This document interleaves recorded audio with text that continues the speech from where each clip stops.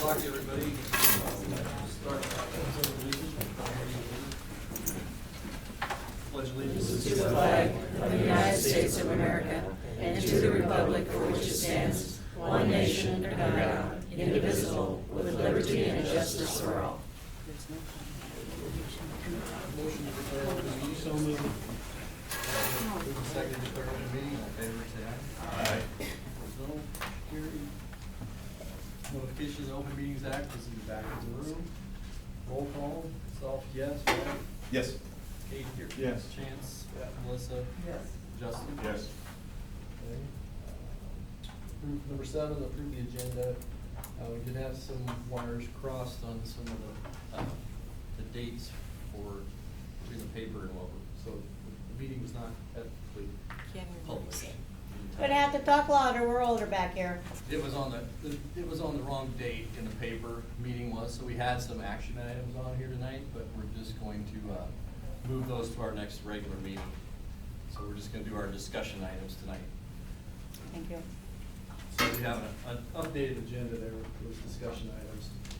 I'll make a motion to approve the updated agenda as presented. Move second to approve the agenda. All in favor, say aye. Aye. Well, I was just saying, I'd like to still have discussion on some of those items. But no action. But no action. Okay. You might be able, yeah, we can do, is that okay with Justin? Yeah. Yeah, I didn't know anything about the wires crossed, based on this, not being published properly, so when did you learn that? This afternoon. This afternoon? So I can speak to that. I mean, in 9 years, I've never proofread the paper to make sure that the notice that I send to the paper is published accurately. So sure enough, today, I was asked about it, so I went and found the notice. And, yes, it didn't have accurate information, didn't have accurate dates for tonight's meeting. So, just a human error. I mean, I did double check when I sent it, the information that I sent, and it was for, tonight at 7 o'clock. But being a special meeting as opposed to, second Monday of the month, 7 o'clock, library, which is routine, I guess I can't speak to it, but, I recognize that, that's probably something, since we're under a little more scrutiny maybe now in how we go about our business, because we've invited and need and expect a higher level of community engagement. Every detail's gonna matter, okay? That detail matters. So I'll proof those every Thursday when I get my hands on the paper prior to a meeting. Make sure that's accurate. So it's probably in our best interest to not take any action, and that's fine. We don't have to. You can in a special meeting, but we don't have to have any action on those items. They can wait till the regular meeting in June. Would you like to have a discussion on all 3 of them? I would like to have discussion. I don't know if the rest of the board. I don't know what the other two were, so, or one was. It was the science curriculum, the video board possibly for the football field. Which is Bob's proposal for the pre-bond Yes. process. Yes. Which Bob's gonna speak to obviously quite a bit at number 8. It wasn't published anywhere else, unfortunately? No, it gets published on the statewide repository website, as well as, he published it the same way, the same places that we do for every meeting. It's just the dates were, the date of the meeting was inaccurate. Even on the statewide? On the notice, On the yes. website. It was correct too. Okay, all right. Okay. All right, thanks for the clarification. All right. So you want to amend the motion, we'll just approve it and then add discussion items about those 3 items. I'll make that motion, or I'll update Chance's motion to include this other discussion items without taking action. I'll second that. Okay. Move and second to approve the agenda as we made those changes to add some discussion items. All in favor, say aye. Aye. Opposed, no. Motion carried. All right, number 8, facilities report. Bob will present details on the next steps of the process, including the community engagement process. Our board has, By email? yes. Okay. And since I know we have a lot of guests here that are also part of the group that we want to engage to take the next steps, when I talk about pre-bond, we've already done a facility study. That was presented at a special board meeting previously. Some of your board members have that book, and there's extra copies up here. I understand Darren's already taken the step to kind of reintroduce that book to a lot of the community members already. But for me, the next step is we've studied the buildings architecturally, we've talked to the teachers, talked to the staff, talked to the administrators, talked to the school board, and built an idea of what are the types of things that if we're talking school improvements we'd like to see. The next step is let's take that deeper into the community group process, which I use at a lot of different school districts when you're talking about passing a bond. And it's not a quick process. I mean, the hardest thing to do is to get kind of consensus from a wide variety of people, but that's really our goal. We want to have a cross-section of individuals that represent your school district, that have input and have buy-in, because the ultimate goal of this next process, of a pre-bond process, is to have a successful bond vote and pass a school bond. So the first step, which I know Darren has made available, is I want you to tour the facilities. I want to have everybody that is engaged in this process, that is concerned about Plainview Public Schools, to see what the teachers see every day, what they work in. Because historically, what a lot of community members, either you graduated here and you remember what it was like 20, 30, 40 years ago, or you come to some sporting events and all you see is the gym or the track and field. And it's been a long time since you've actually been back into the 1930s era wing or seen the science labs, things like that. So the first step is always tour your existing facilities. We try to engage, and this is a perfect cross-section of the number of people I would expect. I always tell school districts I want 20 to 30, somewhere in there, because you're never going to get, if you invite 30, you're never going to get all 30 at every meeting. But they're all open to you. We'll keep logs of what we present at each meeting, so you can always catch up. We email that out in between meetings. I run about 6 meetings minimum. Sometimes it'll stretch to 7, depending on the discussion. First meeting is tour facilities. You've kind of checked that box a little bit. Second meeting is we get together in a group setting like this, and we essentially have you in smaller groups brainstorm. Okay, you've seen all the facilities that are here today. What are the things that you would address? If it were your house, if you were the school administrators, if you were the teachers, what would you feel strongly about? Yeah, we need to start addressing these items. We generate a big list. We aggregate those lists from all the small groups, and we generate one master list that then we have you rank for importance to say, usually I use a scale 1 to 5.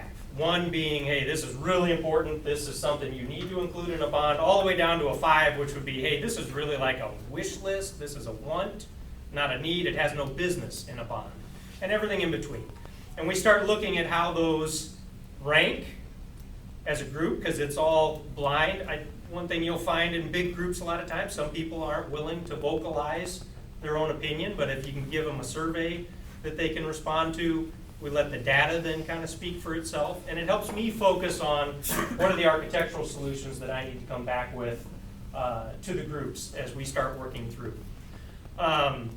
In between that, or it could be before we have those small groups, the other thing I like to recommend that a community group does, not everybody can always do it because sometimes it happens during the day, I want you to tour other school facilities too.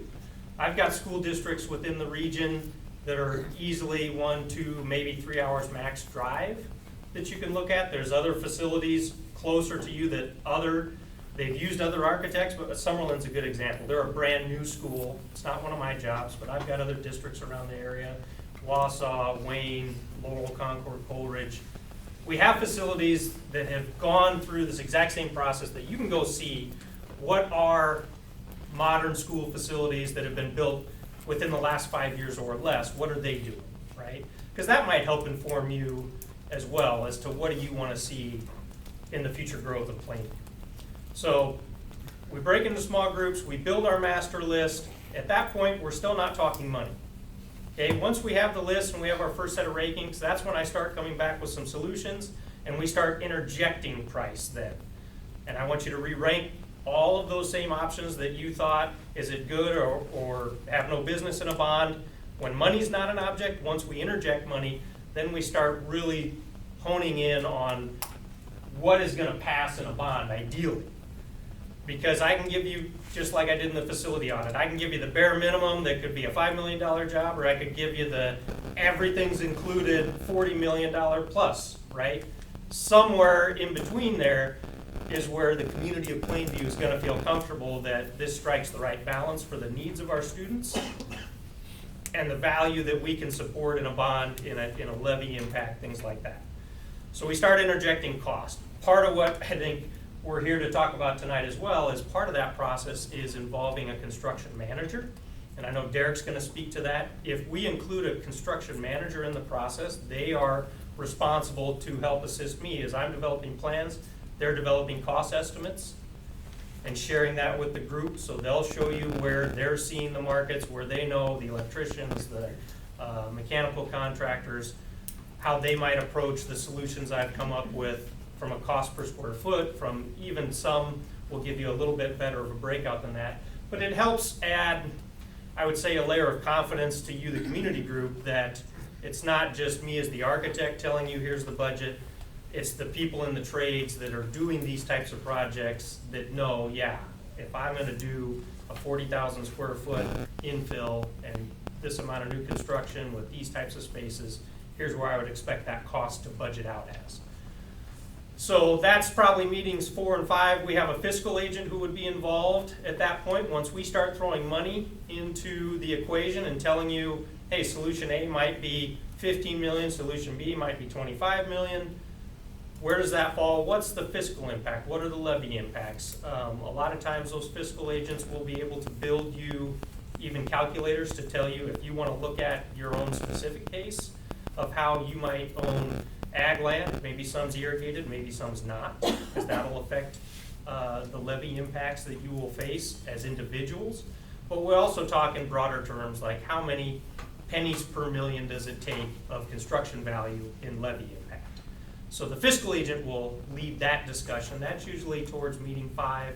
By meeting 6, then, we're really trying to hone in on this is a plan, this is a levy impact, this is a construction value. The ultimate goal is to get your community group to do just like I'm doing today. You're gonna come to a board meeting, to a school board meeting, you're gonna present to the school board. This is the process that we went through. These are the things we discussed.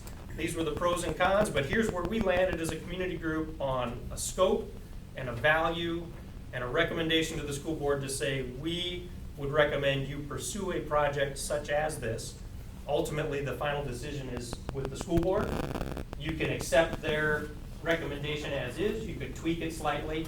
An example might be, maybe you cut out renovating some restrooms in this facility, and the school board feels strongly that that's a need that really should be addressed for whatever reason. You could set the bond language to include something like that, or set the budget to make sure that that can be addressed.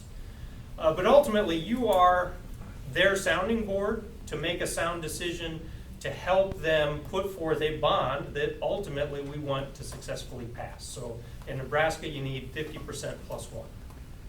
So you gotta have 50% of the population plus 1 to pass the successful bond.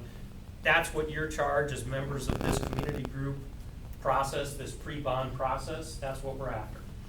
Part of that will be as well inclusion of potential board members. We never have more than 3.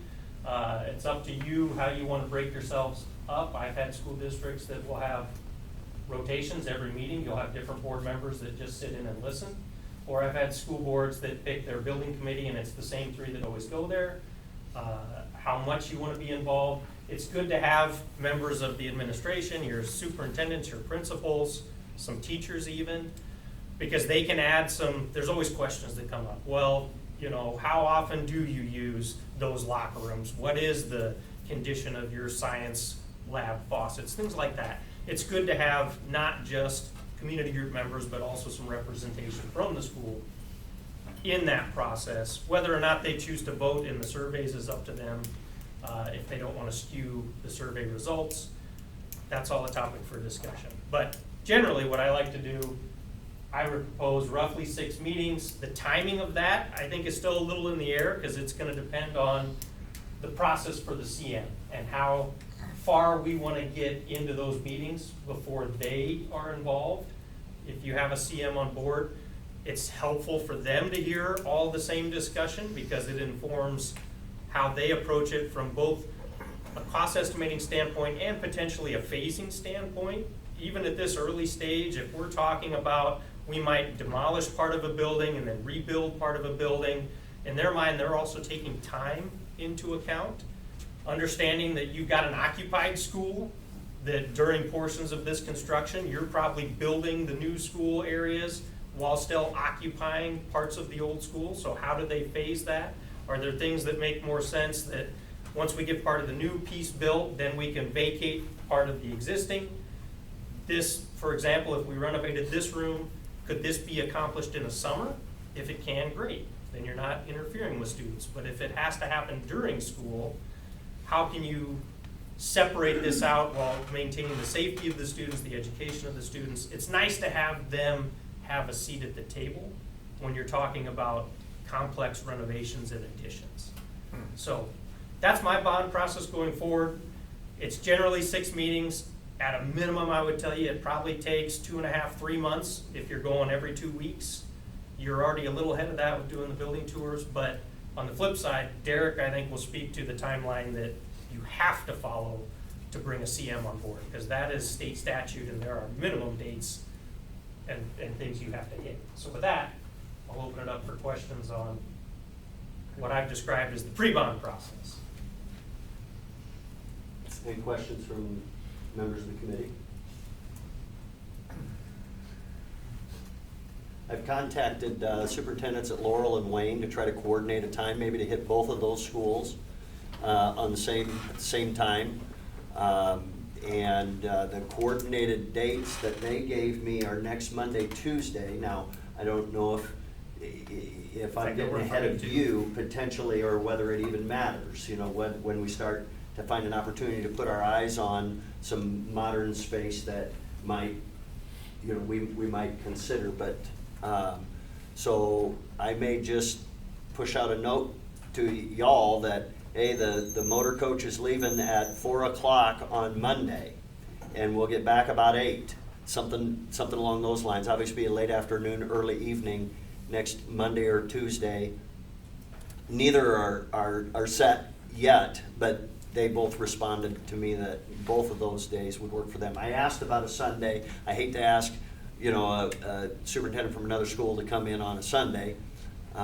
Late afternoon and early evenings generally better, but so kind of working on that, and certainly recognize that just setting a date and say, climb on board if you're available, rather than trying to find a date that works for a strong majority might be kind of difficult.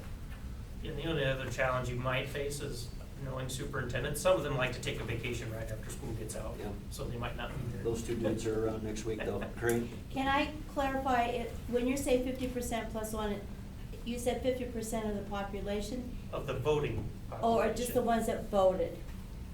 So if Just the only voters. 10 show up, you need 11 votes? Or 6 votes? Yes. Okay. Yeah, if only 10 people voted, you need 6 to pass the Yeah. bond. Thank you. I guess I have a question too. I wanted to, okay. We were talking about the timeline, so in my mind, it's kind of really important to kind of know the timeline aspects, like if you're gonna put a bond in, when do you have to have the application in for that kind of stuff, and kind of work backwards to see if everything that we're trying to accomplish can actually be accomplished, to have a November vote.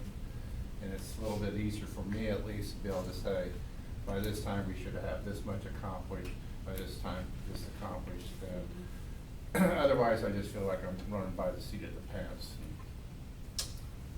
And some of this, I think, will depend on what the school board wants to do. Can you get to a point where we could have a vote in November of this year? Yes. Would it involve the CM as part of that process? Likely no. Okay. So you'd be moving at a really good clip. You would have to have all of our process done and in place in August, early August, because the latest you could put forth as a school board, I believe, is September. They would have to act at their September board meeting to have a bond election on a November, what would be the equivalent of a general November election, but you don't have that this year.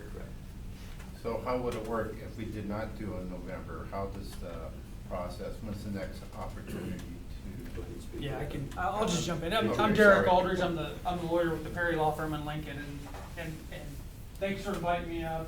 Glad I'm here to talk to you, I've talked to the committee as well. So you can run in 2025, you can run, it basically would be a special election. You can run it in any month in 2025. When we get into 2026, now we're into election years, so we're gonna be looking at possibly at the primary election in May or the general election in November. And then there are blackout months. So the month before the primary, the month after is a blackout, the month before, so October and December are blackouts. And then September, because that's budget month, that's a blackout as well. So you could run a bond election in January, in February, in March. You cannot run it in April, you could run it at the primary in May. You couldn't run it in June. You could go again in July and August, not in September, not in October. November would be general election and not in December, okay? So that's what we're looking at. Back on the timing question that you have, it's 8 Fridays before whenever the election is. So the election is always gonna be the second, it's gonna be the first Tuesday after the second Monday is when the election, special election is gonna be. You have to certify it to the county election commissioner, county clerk, 8 Fridays before that. Okay, so whenever that's going to be, if you want to run, and I'm telling you, it's not, I'm going to tell you about the timing, it's not going to be in November. We don't have enough time to get there. To get a CM on board and get where you want to go, November's not going to work. So you're probably looking at, I've got a school district right now I'm helping, they're looking at like January, February, March elections of 2026. And that's probably in the wheelhouse of what would be a better date, I think, for us to get to, is in that probably February, March timeframe of 2026. Working back 8 Fridays, you're probably in the December, January timeframe to certify the bond resolution, which would include not only the language of what your scope of your project is, but also the amount. And that's having worked with Tobin, Buchanan, and Northern to get that, to figure out what that price is gonna be. So that's kind of what I'm thinking, is if you wanna get a CM on board and that's the way you wanna go, it's probably February, March of 2026 is what we're looking for to get there. And I can talk a little bit more about the timing on that. Does that answer your question? Yes, it does, thank you. Yep. This process is never fast. I've never had a school district that has gone from, we think we need to do something, to a bond vote in less than a year minimum. It's just, it's a slow process, and it needs to be, because you only do this generally once a generation, every 2 generations. I mean, the last bond here, you're a little unique in that it was the 70s for the last 75. true bond. You've done work, but you haven't done a true bond election. Most school districts, yeah, I'm looking at buildings that were done in the 60s, maybe the 90s, but it's 30+ years very typically between any school district looking at bonds. So we want to get it right, that's my point. I don't want to rush you through to say, if November's your date, here we go, we got to start. I don't think that's fair to you as a community group either, to try to push you that fast through this process. And if you're looking at like a March timeframe, wouldn't it make more sense just to put it on the general election in May? That's what I was thinking Pri- too. The Or primary. whatever it's called, yeah, primary. Yes and no, depending on construction timing. If you can get a bond passed in March, we stand a much better chance of getting footings in the ground and getting ahead of winter in 2026 than if you pass it in May. That's 2 more months of time for me to get through, because even if you pass a bond in May, I don't have construction documents that can go out to bid that day. I'm at the start of schematic design still. I have a general plan, we have a budget.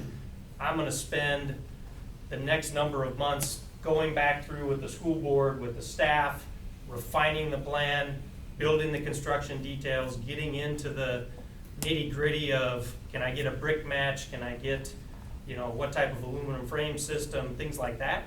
It's gonna take from when you pass, usually I would say if I pass a bond in March, I'll have drawings ready by August for the contractors. So if you get August bids, give them a month to get mobilized, they're starting to dig in the dirt in September, which is okay, but if I push that back 2 more months and now you're not starting to dig in the dirt till November, then you might as well wait till the spring to start digging footings. So it can affect timing. I would much, personally, me as the architect, for knowing the weather and the impact on construction, I'd rather see you go a little earlier than to just skip and wait till May. Bob, would the supply and demand of construction materials potentially benefit a school district to be ahead of maybe more school districts that might go primary and general only? Because It wouldn't hurt. If you had other schools passing bonds in May and you passed yours in March, yes, you're gonna be out ahead of them. You'll catch some of that workforce that's looking to solidify their end of 2026, 2027 work, because that's when the bulk of your electricians, mechanical engineers, it would be a 2027 job for them.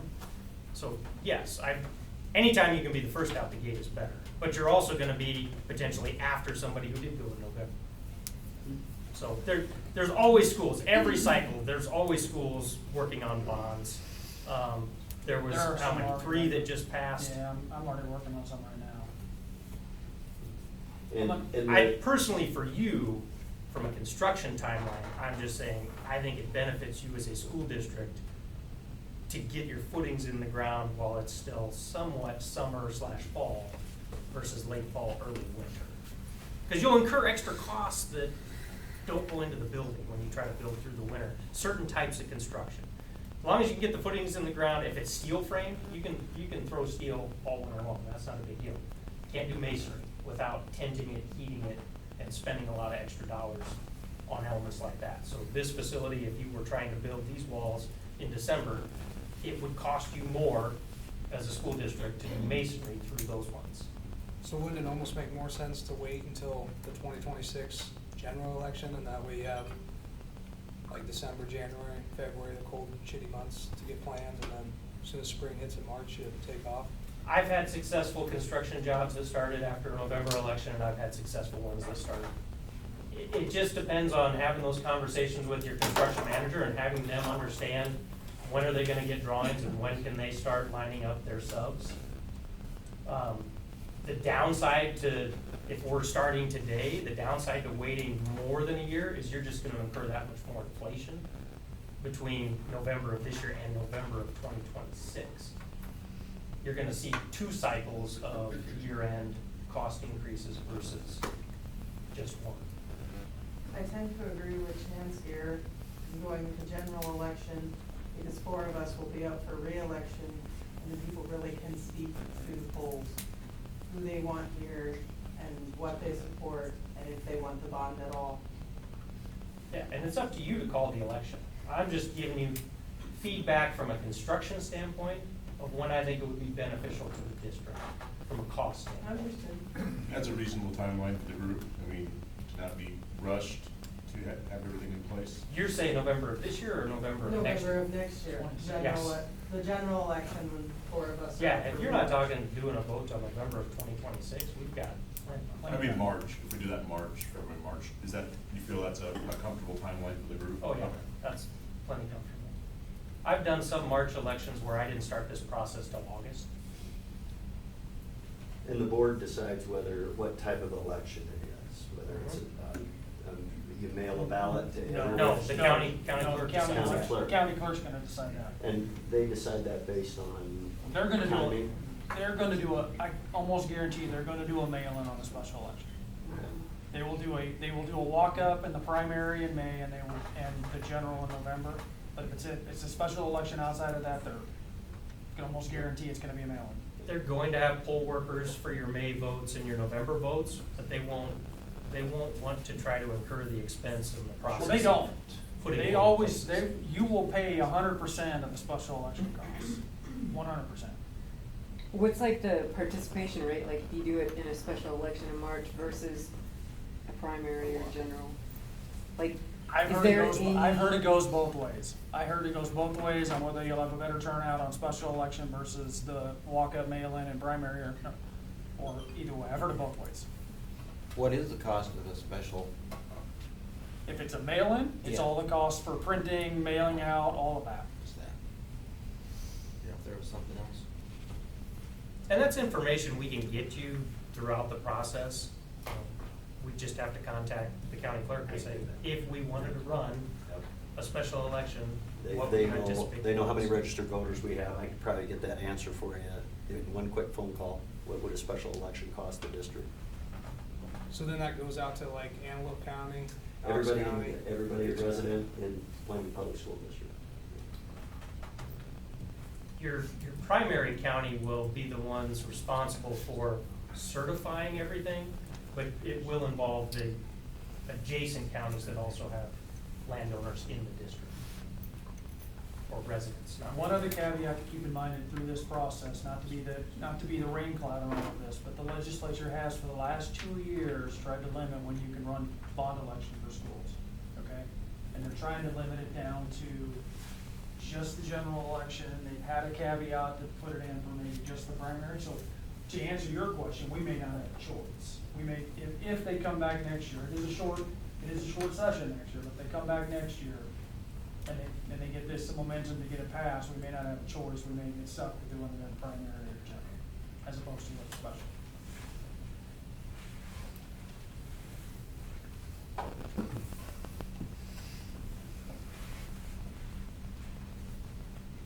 Any other questions for me before I'm gonna take a seat and let Derek take over. Okay, Bob had been talking about, I'm here to talk about construction manager at risk. It is a statutory process. Bob had been talking about, bringing a construction manager on to help out in the pre-design, pre-bond, pre-construction phase of the project. I just want to step back and talk a little bit, since we're talking about construction delivery. There are really 3 primary construction delivery methods for governmental agencies like public schools. Design, bid, build, basically a competitive bidding process. There's construction manager, risk, and then I have in parentheses what I call design build. It is another option to use. I have not seen it used forever. I don't think a lot of schools or other governmental entities are using it, but it is out there as an opportunity. Again, just backstory, design, bid, build. It's the traditional process, public bidding, awarded to the lowest responsible bidder, but that's a very linear process. You have to have, Bob and his team have to 100% design what it is you're trying to design. You have to go out and let it for bid, you have to have bids come in, and you award it then to the lowest responsible bidder. Again, we're talking about construction, remodeling, repair, all of that kind of stuff. Contemplated cost in excess of $100,000, but that's been adjusted to $109,000. It's actually gonna get adjusted again this year, based on NDE. Lowest responsible bidder, and you have a policy 90204 that talks about how you follow that process. We start talking about a construction manager at risk. It's just a different process, right? It is a statutory process. You're going to select that construction manager, and by the way, the construction manager, whether they're a general contractor under the bidding statute or a construction manager, a lot of the same folks that work in the construction manager role, they also work as general contractors when you're doing a hard bid process. So you're gonna see a lot of the same types of contractors working in here. It's an alternative to the bidding process. During the construction phase, they're going to act as the contractor. During the design phase, however, they're going to act as a consultant to Bob and his team. They're going to be able to sit there and help Bob out with things like cost estimating, constructability review. Bob talked about things like, what's the subcontractor market? How should we be thinking about breaking bid packages up into smaller packages or larger packages so we can get subcontractor involvement? Where are we gonna draw our subcontractors from? Things like that. And the other thing is, and this is the at-risk component of it, is once your bond passes, once you've got a project that you're gonna build, once that you've got an idea of what that's going to be, that construction manager is going to give you what's called a guaranteed maximum price. It's the amount that they're saying, this is what it's gonna cost you to build the project. The great thing about the CM process is you can hire them during the design phase. You do not need to wait until Bob has it 100% designed before you're hiring that CM. Again, they're gonna assist with cost estimating, they're gonna assist with constructability review, And the hope is they're gonna minimize sticker shock on bid day. Now, to do this, it is a statutory process, you need to have adopted policies to follow the CM method. You don't have those policies yet. Not to worry, we can get those adopted, okay? Just letting you know, right now, you do not have a board policy that allows you to do CM. With this, we're going to need to have, there's gonna have to be a resolution. When we're ready to go forward with the CM process, this board's gonna need to have a resolution approved by a 2/3 vote where we are going to select the CM method for a specific project. So we're going to have at least enough detail on what it is we're talking about doing, right? Not with a great specificity, but we need to have at least enough detail of what it is we're trying to do, right? We don't wanna do, if we're gonna do a building project, we need to have defined at least that we're doing a building project. We can't come back later and say, oh, well, by the way, we had money left over, so now we're gonna go over and we're gonna renovate the stadium. We need to define what that project's gonna be, at least with some detail of what it is. The board also is going to adopt a resolution which sets forth weighting criteria. Now, the weighting criteria is actually, unfortunately, largely defined by state law. It will be mimicked in the policy that you're going to have to adopt, along with a few wigglers in there that we're able to put in to allow some other criteria. But we have to adopt the criteria and the weights that go with that criteria. Some of the criteria are things like financial resources, the ability of the personnel to perform. This is a great one. Character, integrity, reputation, judgment, and experience and efficiency of the construction manager. That one's always really hard to try to differentiate amongst different contractors. But some of the other ones are things like, some other ones that I like to use are things like the ability to recruit qualified contractors, including but not limited to local contractors. So I found with other schools that I've worked for, that being able to engage and allow some of your local contractors to participate in your project, the project you have, can be beneficial. So if you can find ways with a construction manager who can break the packages up to maybe into smaller packages some of your local contractors may be able to participate in, that can have a lot of effect in the community. And the other has to do, can't get away from it, don't try to get away from it, but what are they gonna charge you as a fee? What is their profit and fee going to be on the project? Then you have to also appoint a selection committee. What's the purpose of the selection committee? What's an ad hoc committee? The purpose of the selection committee is they're supposed to take that initial step at evaluating the proposals that come in, ranking the proposals based on the criteria, and then making a recommendation to the board of the ranking of the CM proposers, so that the board can take action on that. The committee has to contain at least 5 members. At least 1 member from the board, at least 1 member from administration, project architect, and then you've got 2 non-school employees. 1 person who is a construction expert, and the other one who is just taxpayer resident, okay? So you have to have at least 5. All right, so we go through the process. What's the process of doing this? We're gonna issue requests for proposals. This is different than the design bid build process where we're offering bids. We're actually going to develop a request for proposals. This is where the timing part comes in that Bob was talking about.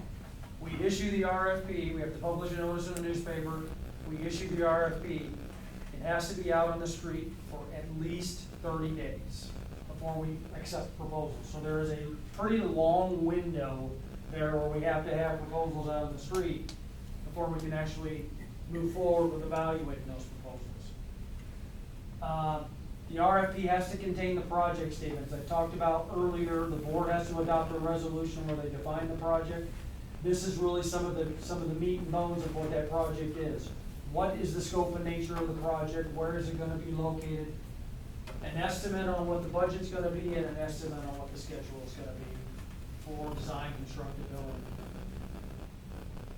constructability. 30 days on the street before you can receive proposals. And then when those proposals come in, you're going to immediately refer them to that selection committee so that they can hold 1 or more meetings to evaluate those proposals and rank the proposers, to make a recommendation to the board. At least one meeting, and they're gonna score based on the weighting criteria, mean averaging, dollar cost averaging, to get, a collective ranking of the committee. We usually, in the processes that I've done, I usually recommend that the committee hold a second meeting, and with that second meeting, they're gonna bring in the top 2 or 3 top ranked proposers for interviews. Gives them an opportunity to put a name to a face that is in the proposal, kind of evaluate the people who are gonna be dedicated to the project, just so they can see more about who those people are and what they kind of bring to the table. And then after that interview, they'll end up reevaluating, re-ranking the finalists. And with that, the committee's job then is gonna make a recommendation to the board, and their job pretty much is done at that point. Selection committee acts as an advisory role, and so with that, our recommendation is that those meetings would be open meetings, subject to Open Meetings Act requirement. And then we also have to be careful about board quorum issues. It's not uncommon where the board members might say, well, we'd like to come sit in on some of those meetings. We just have to be careful about making sure we don't have more than 3 board members that show up to any of those meetings, so we have a board quorum problem. I have had schools that have had to want to have more than 3 of their board members on a selection committee, and so then we end up with a situation where we do have both a selection committee meeting and kind of a board meeting. So I've worked through that. We can do it. It's possible if that's an approach you want to take, but it can be done.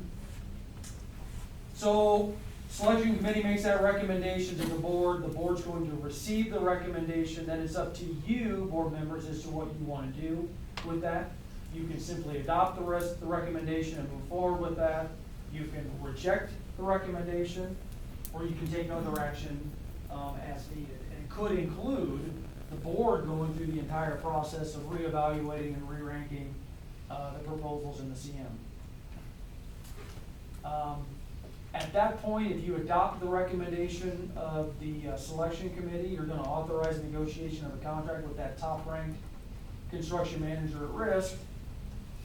And here's the caveat, here's kind of the hammer that the board has a little bit with some of the contractors that propose.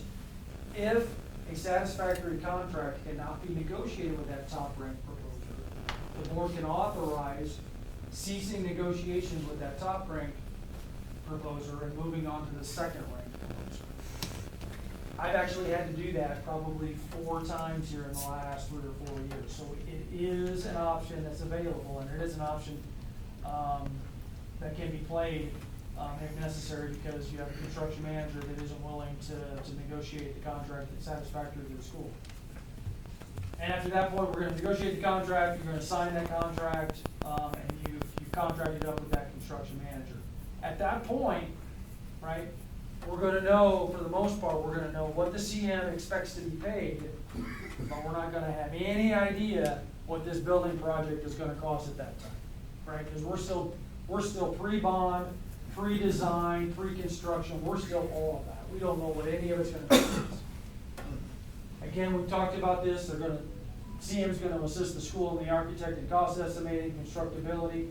They'll assist the municipal advisor, that's gonna be Tobin and his team on working on what the bond issue amount's gonna be. Once the bond passes, Bob and his team have started to develop design plans, that's when the CM is going to be able to come in and give you that guaranteed maximum price proposal, somewhere in the neighborhood of somewhere more than 50% of the design, but less than 100% of the design. Right? That's the at-risk component of guarantee of the construction manager at risk. We negotiate that, and again, that's going to be the cost that construction will not exceed. I've got an asterisk in there. There's always an asterisk in everything, right? That's the price it won't exceed, subject to changes in design, and subject to approved change orders. Those are things that might cause the GMP amount to increase. All right, 30,000 feet. Any questions? It's quite a process. It is quite a process. It's 30 days. It takes about 30 days to be on the street.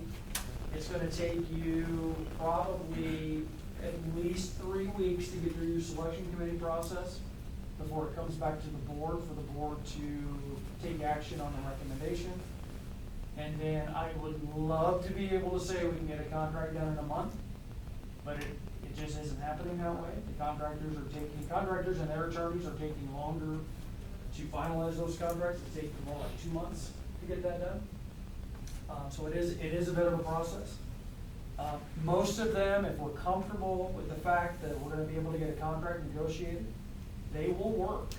They will start sitting down and working with Bob, even though they don't have a contract in place, because we're comfortable that they're going to be able to get a contract in place. So in a lot of instances, I would say in most instances, once we have that top-ranked CM selected, you know, they're gonna be ready to go. They're gonna be ready to sit down and help start working with Bob and his team on cost estimating and constructability review and things like that. But it could take almost 4 months to get to that point. It could take almost 4 months to do that, to get a contract in place, for sure. Definitely see why November's out of the question. Minimum 2 months, I think, like you said, 30 days to advertise, 3 weeks to get through the selection committee process, And then a week to get back to the board. Yeah, so it's The at least fastest you can do it is 60 Yeah, days. that's not in the contract. That's not the contract either. Yeah, but like you said, if you get through that process, you advertise 30 days, you do the interviews, the selection committee feels confident, these are our guys, generally speaking, those are the guys, and they would start, if we wanted to schedule a community group meeting 2 weeks after it goes to the board, they'd start doing that under good faith that they're gonna reach a negotiated contract with you. And even by then, if you're talking 2 more months to get it done, we might have 2 meetings within that time frame, maybe 3, depending on where we're at. I've never had it where we start down the road, in my experience, where we start down the road with the CM and then they get booted for the next lowest rank. I think we would know, or we would rely on the expertise of Derek to say, these guys are gonna play hardball, or no, these guys are usually pretty good to work with, because he's on that side of the equation more than I am. Yeah, the times that I've had that done, it's always been because their fee has been higher than was acceptable for the board. And that's why, you know, when I included that as one of the criteria, it's because you can't get away from that. What they're gonna charge you for a fee, including a profit on the project, you just cannot get away from it. And so you might as well just rip the Band-Aid off and just bring that out to the forefront and make sure everybody's aware of it. But the times that I've had to say I'm gonna kick number 1 to the curb and I'm gonna start negotiating with number 2, it's always been because the fee for number 1 has just been out of line with what everybody else is proposing, is what it inevitably has been. So in those situations, you were able to find an acceptable offer. It wasn't like that first one was so high at the sticker shock, they booted it, and then got to the second one, and he was right up there with them. It was, No, I've never done that. okay. I've never booted number 2 to go to 3, and you could, but I've never done that. Okay. Always So been. it was easy to see that that one was maybe a little out of line for what Yeah. your thinking was, and find someone else suitable. Yeah. Can you give us an idea, a range, what a CM would typically want for profit on a project, percentage? Is it 10%? Is it 8%, 5%, 3%? It's probably around the 10% range, is what I'm thinking. It's probably around that range. Yeah. And you have to keep in mind, there's several components to where profit can get squirreled away or costs can go in.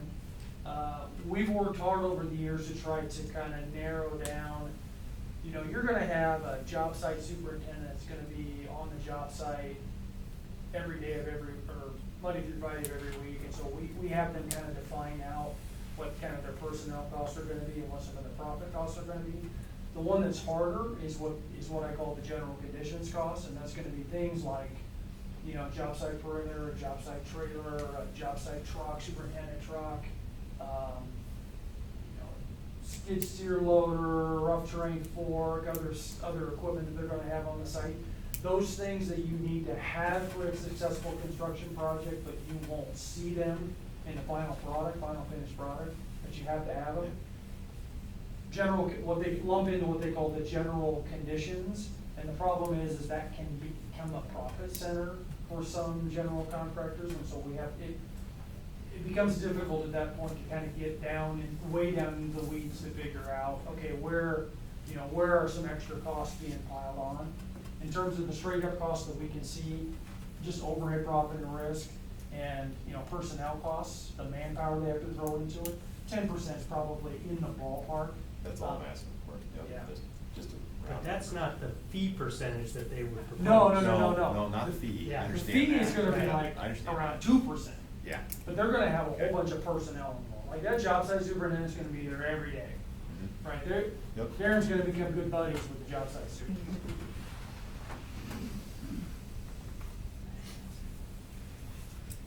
One other thing, just to be mindful of, you're talking about hiring a CM before you have your project defined, before you even know that you're gonna have a project, okay? It's okay. You don't have, just because you hire them doesn't mean you gotta build it, okay? You can always cut the cord, right? If the bond doesn't pass, you can cut the cord, okay? So it's not like you're saying, oh, we're hiring a contractor and we gotta go build this now. Come hell or high water, we gotta go build the dang thing. You don't have to, okay? There's always an out, we can always terminate the contract. And in the negotiated, whatever fee to leave the contract there is it?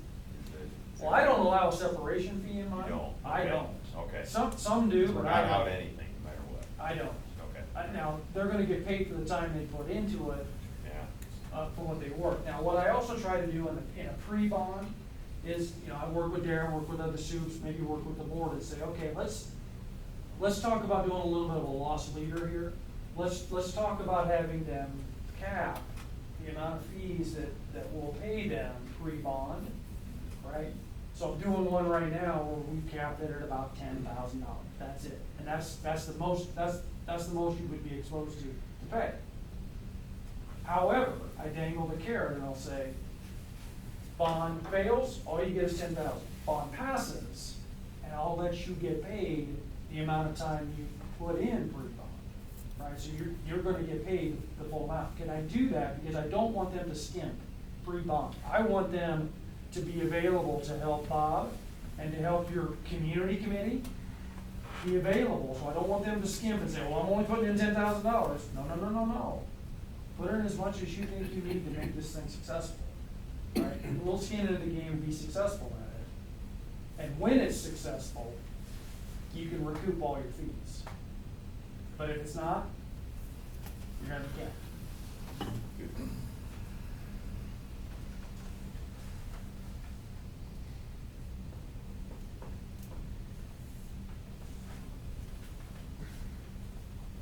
Other questions?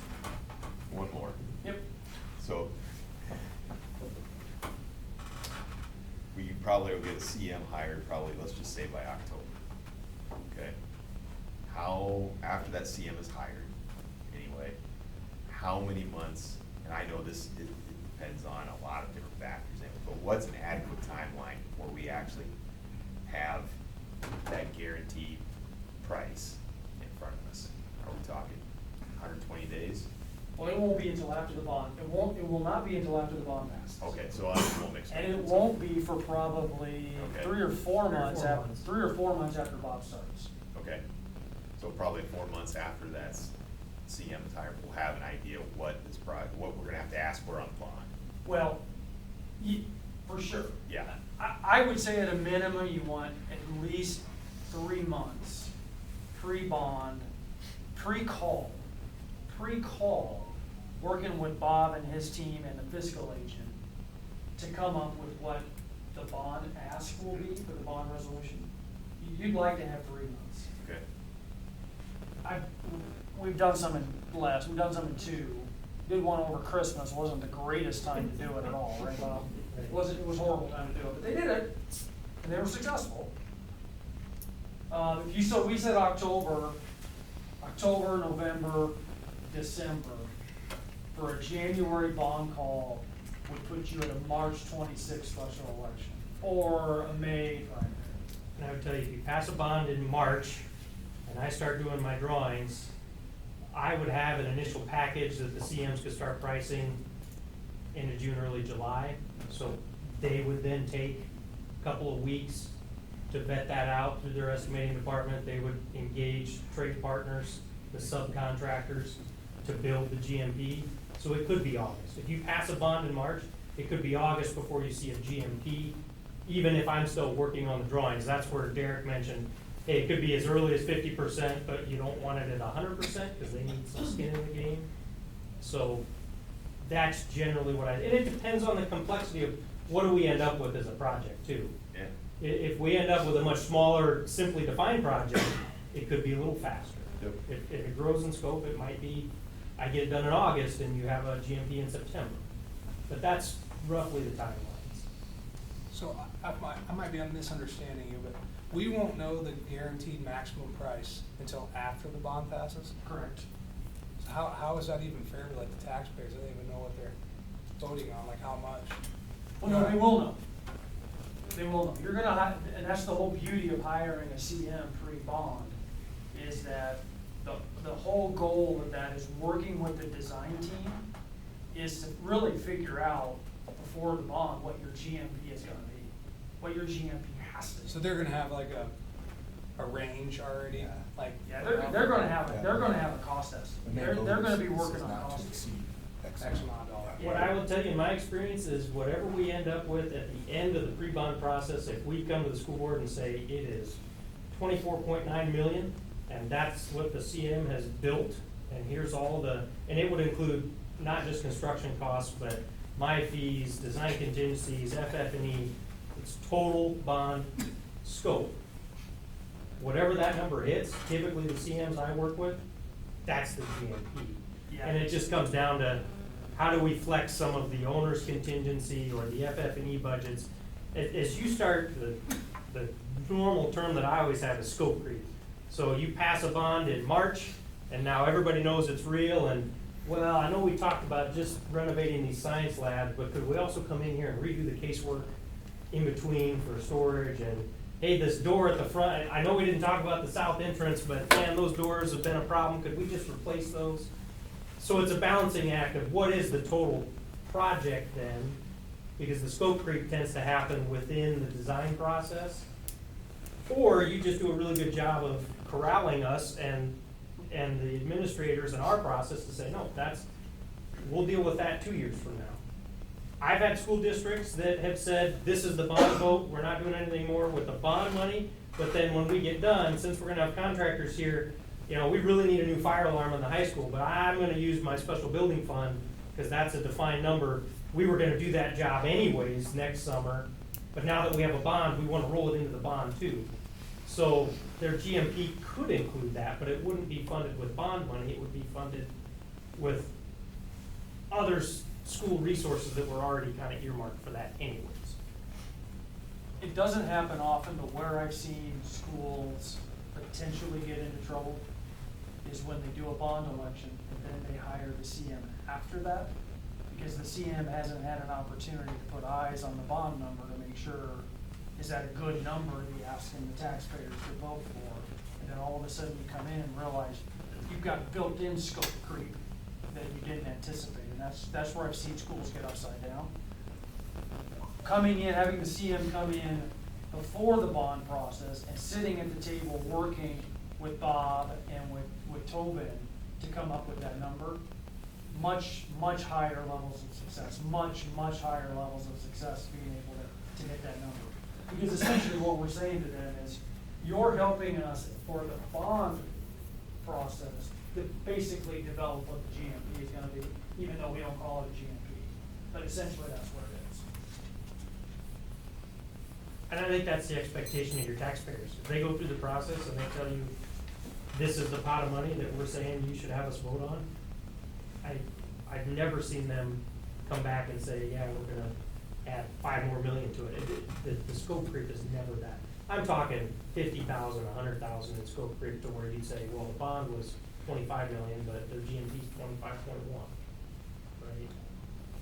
it's within a very narrow scope of where you might see that number change. And usually not just changing with bond money, but with other priorities that the board might have already identified in the past, that you're gonna get your best dollar value under the scope of a bigger project, where if you had to fire sprinkler this building and do it just over a summer, you're gonna pay a slightly higher cost per square foot, because that's the only contractor here, their mobilization fees, all of that, versus if they're doing sprinklers in this building, they're doing sprinklers in a new addition, it's as part of a bigger project, so they know somebody else can come in and remove ceiling tiles for them, you're gonna get a better bang for your buck as part of a bigger scope project. So Wyatt said October on the CM, I said you did math in your head. Hypothetically, if you're looking at a March or a May special election March or a May election, is October an acceptable time frame to look at that CM or? To bring a CM on Yeah. board by October, if you're not going, if you're going to March, that's probably the right amount of time. Okay. If you're going to Just May, trying to it's a get it. little, it'd be a little bit more time they'd be on board with Bob, but I don't, I would tell you could still do a March election if you didn't have the CM on board until October.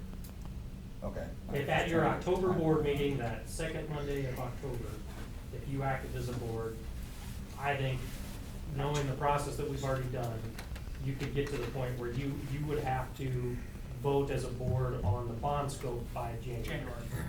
by January to get a March. And we've kind of determined that a November election isn't happening with a CM on board. Not with CM on board. Yeah.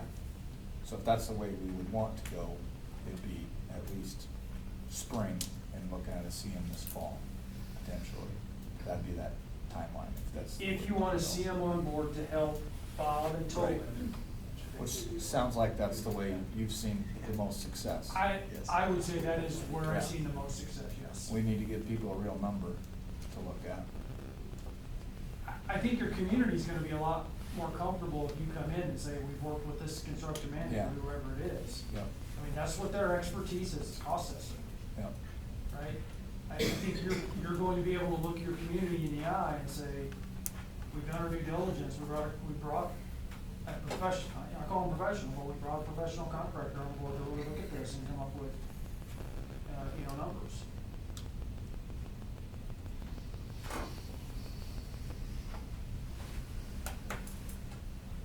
Your process with the committee, you don't need to see him at that point to go on with your meetings, or do you, or is there a I point where don't, you but need- I wouldn't, if I know that you want a CM involved, I wouldn't wanna get too far ahead of them, cause then you lose the value Right. of them hearing the same things I'm hearing from your community group on what's driving some of the decisions. What are the pinch points for your community members as they're exploring costs, plan options, design, layouts, all of that? It's beneficial to the process to have them part of that conversation. You can't go too much further then. Can't go too much further. Like Derek has said, I have done it in the past. Takema Herman was one where I was through most of that process, and I was doing the estimating myself without the CM on board, because in the 2019 timeline era, it wasn't as, I would say in the last 5 years, CM Very has well. exploded Yeah. for school districts to use as an option. It's more known and it's more widely used. You go 10 years ago, hardly anybody used CMs. It was all design bid build. So that's changing. So historically, have I done bonds without CMs? Yes. If it was something like Summerlin, where I knew it was all new construction and I had complete control of everything and it was a greenfield site, design bid build might be your best option because you're gonna get competition and there's less unknowns. When I'm talking about an existing occupied facility and we're trying to connect two existing buildings, there's some complexity to that and there's some benefit to having the builder on board to hear those concerns, conversations, thoughts. You know, what happens if I flip the locker room from one side to the other? Does that affect their process or their phasing? It may not.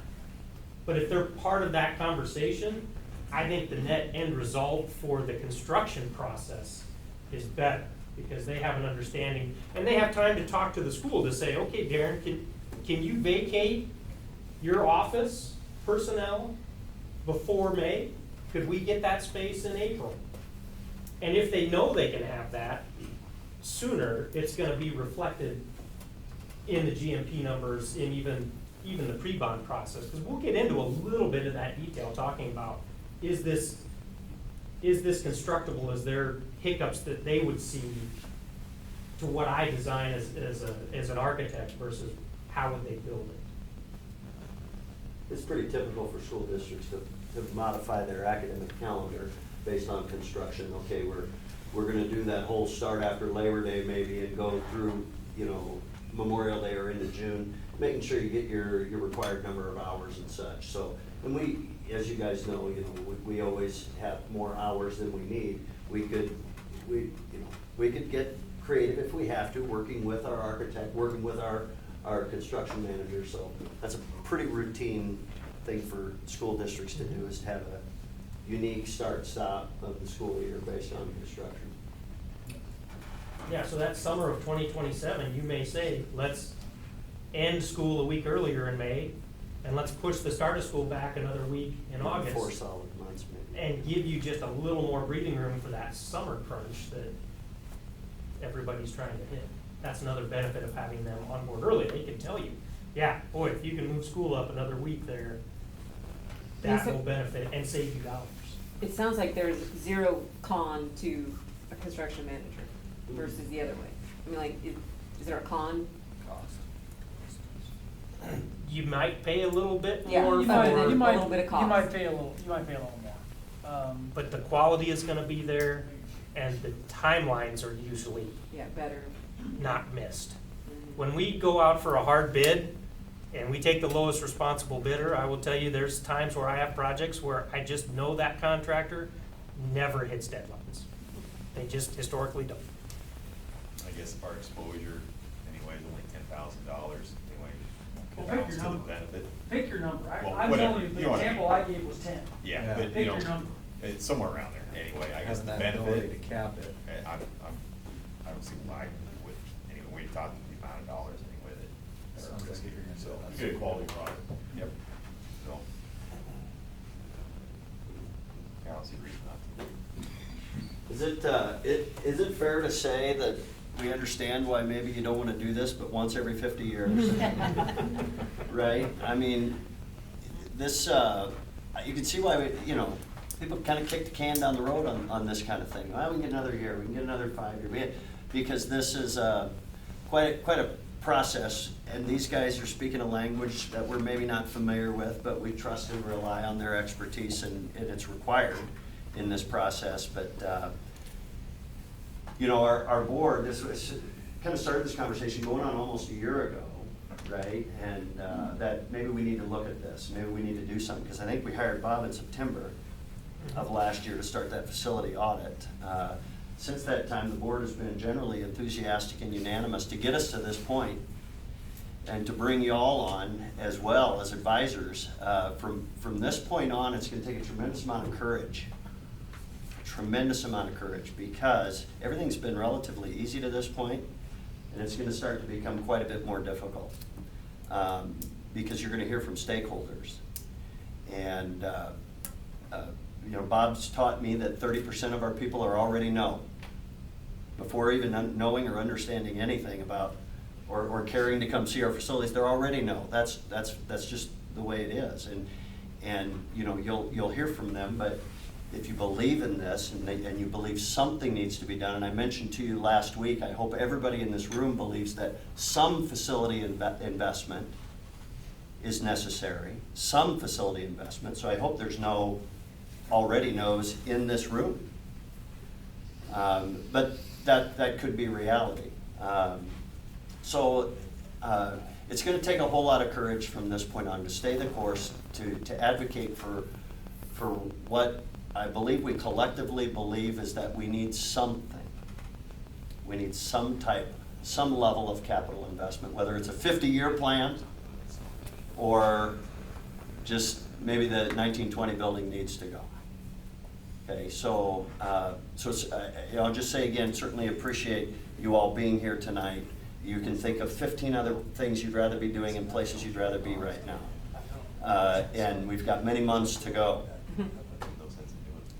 So And certainly, you know, for the board as well, because they're the ones whose necks are on the line maybe a little bit more, because it's their vote that will count to push it out to our voting public.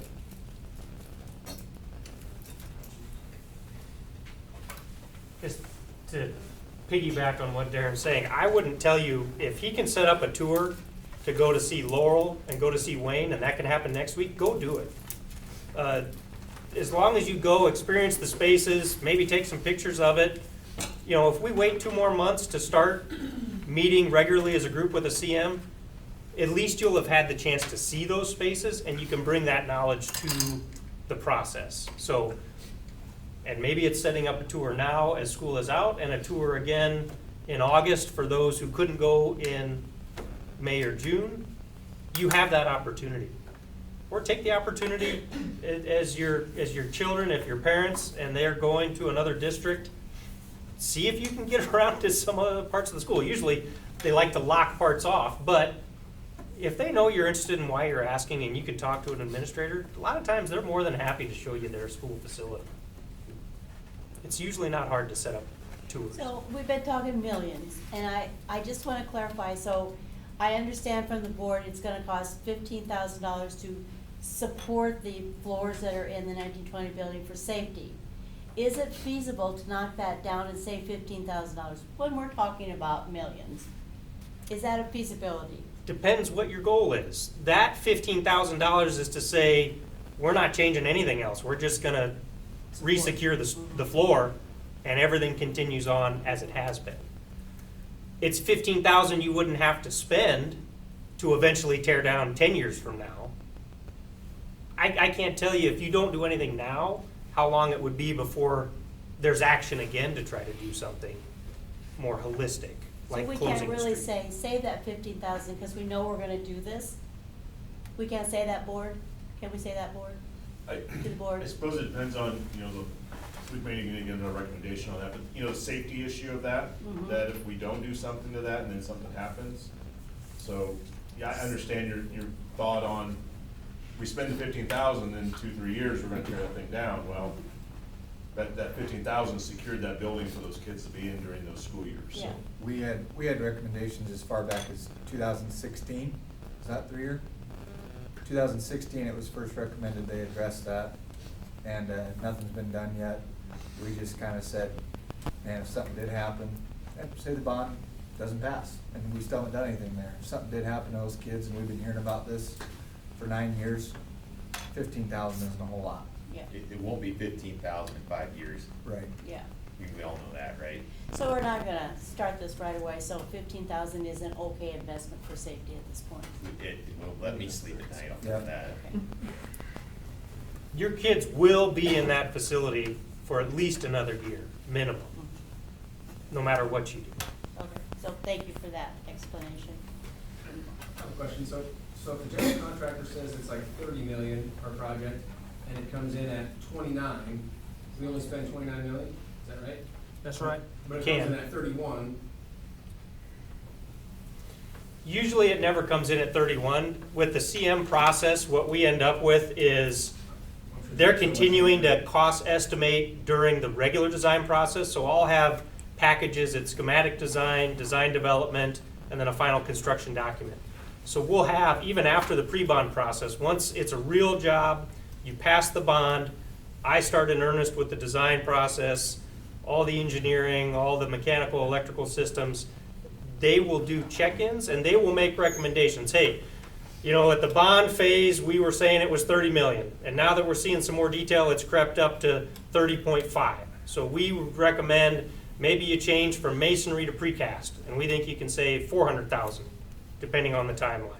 So they will make recommendations during the design process to keep us on track. That is a very typical part of the process, and it happens on every job.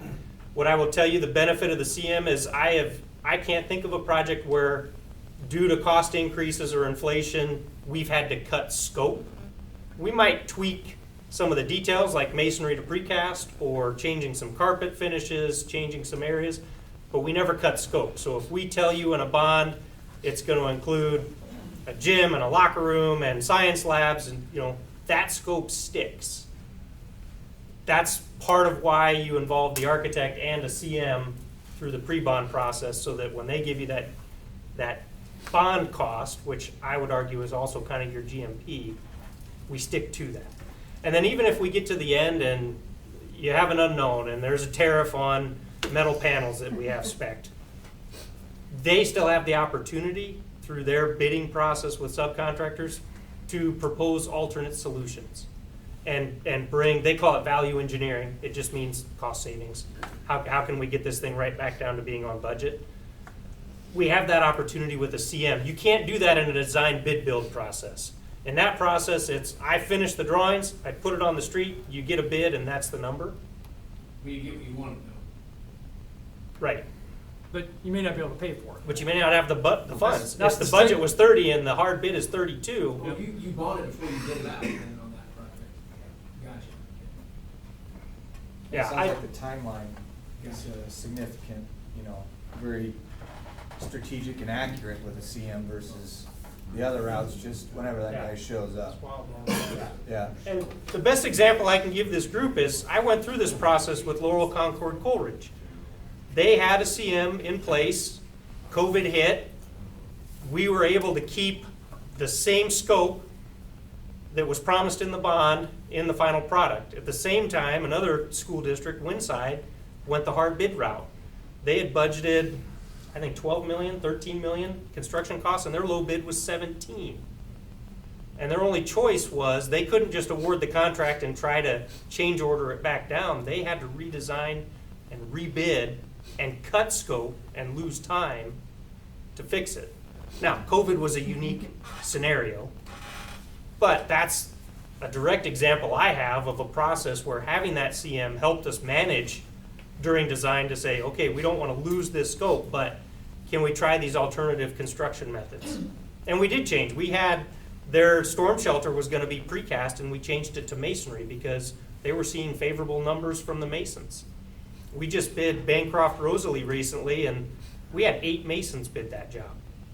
Because they've been losing so much work over the years to precast, they're getting hungry again, right? I might not know that as well as a CM does, though. The CMs are seeing those bids, and they're hearing from their subcontractors that are masons saying, hey, what do you have coming up? We're interested. We want to bid stuff. So that's a benefit, too, of having the CM early, and to make sure that there's no surprise on bid day. You don't get that with a CM process. Would you tell me what GMP stands for? Guaranteed maximum price. Okay, thank you. So that's their guarantee saying, see, on design bid build, you get the rock bottom cheapest price you're ever gonna get, but there's no guarantee you won't see change orders and that price can increase. On a GMP side, they're setting the ceiling and it can't go any higher. Thank you. With the caveat, Derek had the asterisk, it can't go any higher as long as we don't change the design. Again, maybe the school district has a chiller that goes out and they decide, well, can we bid this chiller replacement and add that to the scope of the project? That might change the GMP, but it might not be paid for out of bond dollars. So it can change the GMP value, but not the bond value. Because if we decide to tear out those south doors and that wasn't part of the, because you mentioned we have to put a scope in it, and if that's not written in there, that would have, those funds would have to come from somewhere else. It depends on how, so now it depends on how broadly Tobin and his bond counsel is gonna define what the project is. And it's unlikely they're going to say something like, this includes tearing out, front vestibule doors or anything like that. Unlikely. So It's if that- going to be pretty generic. If your GMP or, for the pre-bond process, is say, roughly, say 31 again, 31 million, do you put it at 35 then? Just so you have, in case of those change order, to allow for change orders to be? No, because the other unique thing you'll see, we're gonna build in an owner's contingency, which is money that you might change the scope and use to pay for those changes. For example, if it was, yeah, we do think we should replace those doors. That's gonna be built into the pre-bond number, an owner's contingency. Separate of that, part of the risk of your CM is they have a construction contingency. So if they're setting a maximum price of their contract, And I'll give you the simple example. If it's 31 million, you're gonna see them hold an amount anywhere between 500,000 and 750,000 in construction contingency that is unassigned, but that is there to cover those final changes that I make in the design. So they might know in general that, okay, I'm picking lockers. And in general, they know it's a 12 by 12 locker, but they don't know the exact specs of it. Well, maybe my lockers have extra shelves, and instead of, they budgeted 40,000 and their bid is 45. They might choose to use construction contingency if their final numbers shift in such a way. The other part of it though is they're gonna have some misses high and they're gonna have some misses low. A lot of times some of those balance out. What's another good example of a true construction contingency? They miss something in the drawings. As long as it's in the drawings, it's in your number. If it's not in the drawings, so a prime example of what wouldn't be covered. Let's say we start digging in the street, Unforeseen conditions. unforeseen conditions, conditions. and there's a cistern that's buried under that street that's 10 feet below the street level, but it's a big hollow hole of an old well that used to be on a farm. Nobody knows it's there. And there's $30,000 of costs to fill it, remediate it, whatever. That's an unforeseen condition. That wouldn't be covered by the GMP. That's why we build in owner's contingency and other buffers, so that when we say it's a GMP and that's the high top dollar, every job has those kind of issues come up. It just will happen. And as the gentleman in the back was talking about, he said, what do? You budget, let's say you budget this and you have a GMP of 30 million and it comes in at 29. That's great. That's a great place to be. And you've got options at that point. You're either not gonna spend that $1 million, right? And that's just less financing you have to have on the bond. It's a lower tax levy. You're either gonna do that, or depending how broadly your bond resolution is written, there may be something else you can put it into. That's where it's gonna be key to be thinking big picture here. Okay, what's the maximum scope of things that we might be wanting to do? Because once you set that bond resolution as to what you can spend the bond money on, and the same issue with the construction manager, once we kind of define what their scope is, we start talking about saying, oh, well, we're gonna go mess around in the stadium, we're gonna put, we're gonna put these other bleachers in or something. If you don't have that defined in there, you can't do it. Not with the bond. Not with bond money and not with the CM. Now, the other side of that is, and this would be a Tobin question, but he's not gonna sell all your bonds day one. He's gonna phase that so that he's only selling the bonds with an anticipated kind of cash flow that you're gonna need to make payments as construction progresses. So he Depends might, on what interest rates. yeah, it depends on what interest rates. He might tell you that, yes, now's the time, I only see rates going higher, so let's sell the last 5 million, so you have it. But that still doesn't mean you have to spend it. You know, You can always just pay it right back if it's unused. So our next process is then to get that, adopt that policy then to go see it at risk. yeah, we can do that at your June meeting for sure. The question is gonna be is how quickly are we ready to move forward? If you're still inclined to go forward with CM, how quickly are you gonna be ready to go forward on something like that? We certainly can adopt the policy in the June meeting. That'll be easy. And we'll do it in, typically you probably adopt policy in 2 readings. But yeah, I think you do have a policy that says you can wait, you can suspend policies, so we can suspend the 2 reading requirement and we can adopt it in one reading. So that's pretty straightforward, and I've done that for schools, a lot of times, not gonna be a big deal.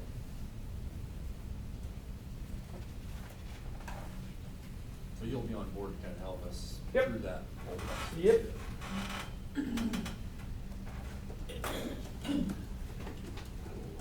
Any other questions from the board or the group back there? Feel free to fire them off if you have it. I have one more question, I hope. Can we go back to how much this is gonna cost the taxpayer? Is there any way to get any preliminary numbers of, if it's gonna be $30 million, what somebody would expect that they would have to pay on $30 million or $40 million? Is that having a calculator, is that easy to do? So buy something, you wanna know what the prices are before you start. What's a penny cost? What's a penny get you? You wanna know what Five. you're buying. So, I don't know how easy that is to do. It's a Tobin question for sure. That's your fiscal advisor, who's not here tonight.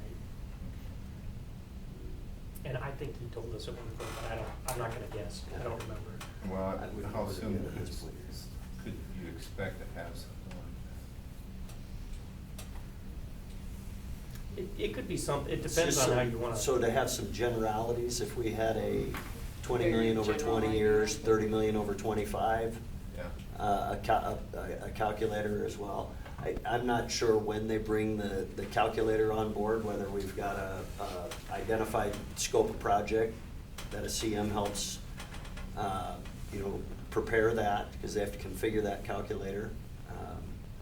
So I certainly wouldn't speak to it yet on estimating anything, because, we just, I think we just have too many unknowns at this point. But I understand that's one of the first things people want to know. What's it gonna cost me before they even maybe see an engineer's design? I will tell you, that's the struggle we have with every group. They want to jump right to the number. And I'm not gonna, in my process, jump you right to the number, because it is a process, and I want you to understand why that number is a valid number. It has to start with evaluating what you have today, what you think you should have, ranking those things to say, are these legitimate wants or needs? And then we get to the number. So I get that question at every community group. Why do we have to wait 2 more weeks before you can come back and show me a plan? Well, it takes me time to do my job. I work with multiple school districts, so I'm cycling through things. You're gonna wanna move fast at times. Just understand this is a process that I have used successfully at multiple school districts to get to a passed vote. Anytime we try to short circuit that process, that's where we start running into trouble. I wasn't trying to short Yeah, circuit, I was understand. just, thought it was. We will have that, and you will have it in plenty of time through the process to make an informed decision on what is a legitimate project scope for a community group to recommend to the school board, to say, we feel as a group, at this project scope, at this value, at this levy impact or tax asking, what are the tax dollars you have to pay? Levy can move year to year depending on your valuations.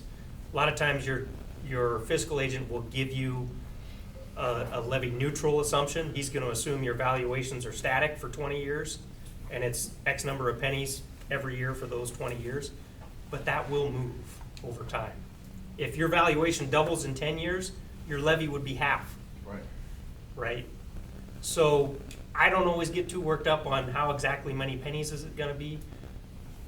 We have to go through the steps to define what are the true needs first. And then, do you feel comfortable as a community group saying, these are all the needs, this is the price tag attached to it? Is the public, the broader voting public, gonna support it? Sometimes yes, sometimes you'll take needs and a few wants, and sometimes it's, boy, all the needs are there, but I don't see 20 million passing, you gotta be at 18. And cut these other 2 things, and 18's your number. That's not for me to decide, that's for you to decide and to recommend to the board, and then for them to decide, have we cut too much, or is this just right? The goal, again, is, I think what everybody would say is, you wanna do something, you wanna see improvements to your community, to your school facilities, so that if it is another 50 years before you do this again, you're gonna have a facility that lasts that long and supports the education of your youth in this community, and hopefully helps your community grow. What's the capability, say like construction crew comes through, pours footings in the wrong distance, messes up the size of a bunch of rooms, what's the ability for us to say, hey, you messed up construction, we're not gonna pay you that full amount? Very easy with the way, if Derek does his job and edits the contracts, if they have to follow the construction documents. And if they are not in compliance with the construction documents, and whether it's through measurements or anything, we can prove it, that's on them, not on the school, not on the taxpayer. But if you're talking footings, first thing out of the chute, you probably just blew your schedule up.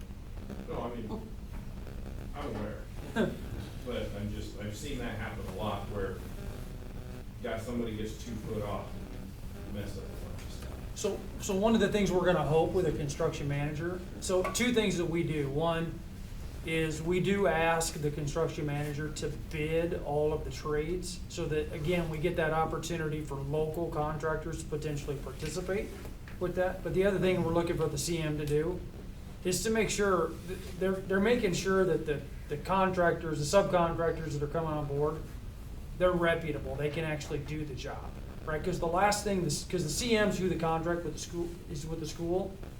So if the subcontractor screws up, well, that's the construction manager that just screwed up. They don't want that. They don't want to have bad subcontractors, bad trades on the job. So we're gonna make sure they're gonna vet those folks to make sure we're only getting the best quality type subs on the job. And under a CM contract, they have the ability to exclude a subcontractor if they don't feel they can perform. They're gonna work with reputable companies that they know can perform and have a history of performing. Now, I had this example in Wausau. Clausen was a local concrete guy that had never had experience doing footings. Done a lot of slab on grade for combine sheds, things like that, but they had never really detailed footings. But they had the best price, and the CM said, I'm gonna commit ourselves, and our superintendent, we're gonna help guide them through that process, we'll help show them how to lay it out. That was their first experience doing some more commercial grade construction.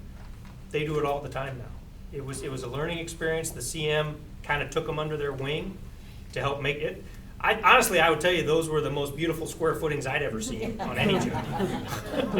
It was done really well. Might have taken them an extra week to get to that point, but it gave a local contractor the ability to better themselves and expand their business for future work opportunities. But yeah, had they poured that footing 2 feet off, they would have been required to pull it back out and make it right. Or maybe they wouldn't have had to rip it out, but they would have had to procure the additional concrete to get the footing where it needed to be.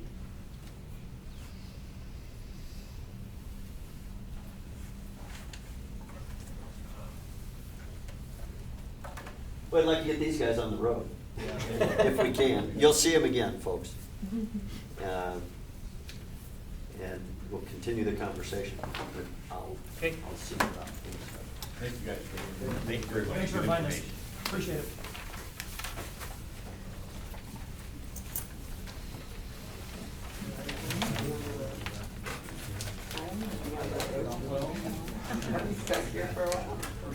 Item number 10, we'll talk a little bit about that science curriculum, maybe. It was 6-8. Yeah. 6, 7, 8. Junior high wise, Abby did all of our junior high science with it this year, piloted it. Did a lot of free trials and things like that. So she used it this entire year. So I told her to send back a quote or find a quote of everything that she would want, all the reproducibles, online resources, all those things. With the free trials, she'd have to go from different areas and find her own resources. So I told her to go find all the resources that come with the materials that she wants to purchase. So that's what's in the bid that it was given to you guys. So that is everything that'll be needed for 6 years, 6 through 8. And we were actually looking at the same company at the elementary level. We did not have access to it as early as they did. They actually approved different levels of the curriculum, and so high school and middle school were approved a couple years ago, and elementary is on its final stages of being approved. So we're still kind of in the piloting phase of that specific company in the elementary. K through 5? Yep. Yep. And Matt kind of dipped his feet into the water because 6 is included with 7th and 8th grade. So that's why this particular quote that you see includes 6th grade. But yes, we're looking at the same thing at the elementary level K-5. Are there any other schools in the area using this, or I guess how'd you start with this one, or? This one all started through the ESU. Abby went down there for summer training and spent some time. I think she went out the Northwest. Did the ESU out there, went to a different conference and went through it. So The ESU is the one who recommended it, and that's what she's been working with, getting all the resources. And at our level, what is available to us free of charge right now. So that was kind of another aspect of it that piqued our interest.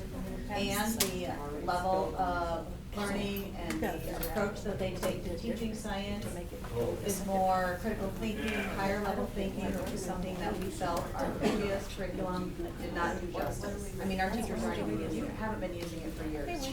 And even when I was in the classroom, I had better luck with supplemental material than I did what we have currently. Sort of teachers are gonna use the supplemental material instead of the curriculum. Yes, Just we, because it's that. Oh my bad, yes, just to put it bluntly, yes.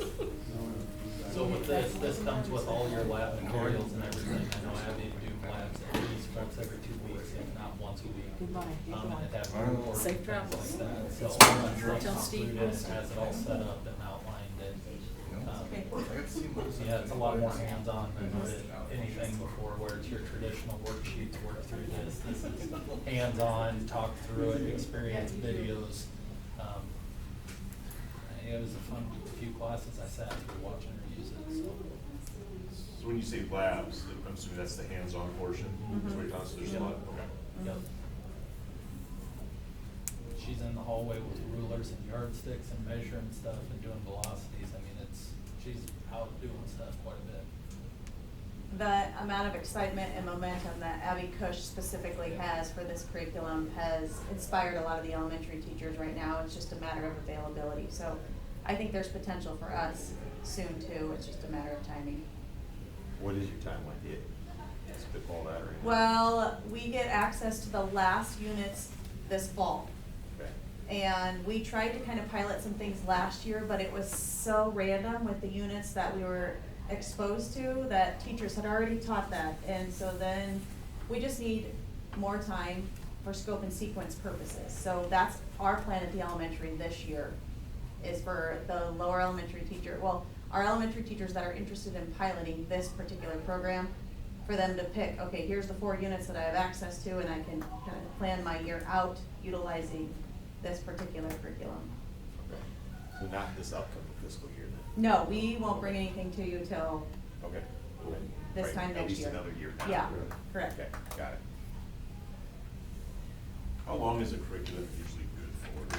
Imagine the ranges, depending on how good the curriculum is. We have all ours built on a 6-year cycle, so typically the state rewrites standards on a 6-year cycle. Yep. And so we try and follow them, and so after they put the new standards out, we try and replicate that and go through with new resources along with it. Science and social studies are kind of in their own world when it comes to standards, but so reading, for example, we're about to start year 6 with our Wonders curriculum. And I would say our first 4 years were very intense. You know, we really liked what we saw, and then we kind of had a change in requirements. I mean, we noticed some of the gaps that we had, and so for us, sometimes even looking at it in a 3-year phase versus a 6-year phase is becoming more popular.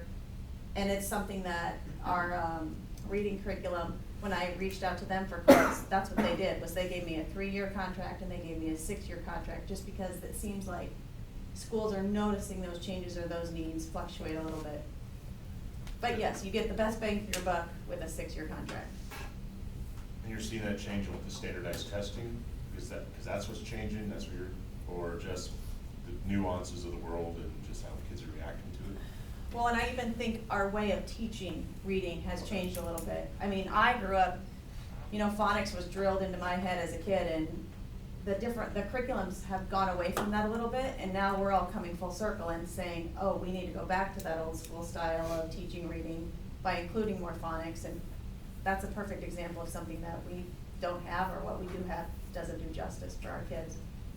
Do you think they cycle it out just so you have to buy new books? That's what I think. So on the video on the screen is our district's plan for cyclical curriculum and resource adoption. You know, so this is obviously fluid, but this is the plan that we try to go by.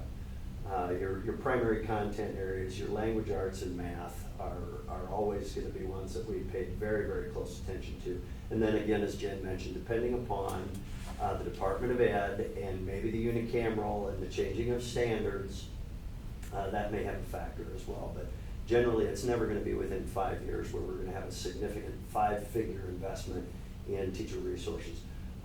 We do have $60,000 in this budget for this purpose. I mean, so it's been budgeted. So next year will be a little bigger one. Is that the tail end of the conversation? Yeah. That's just part of our And that reading amount stuff.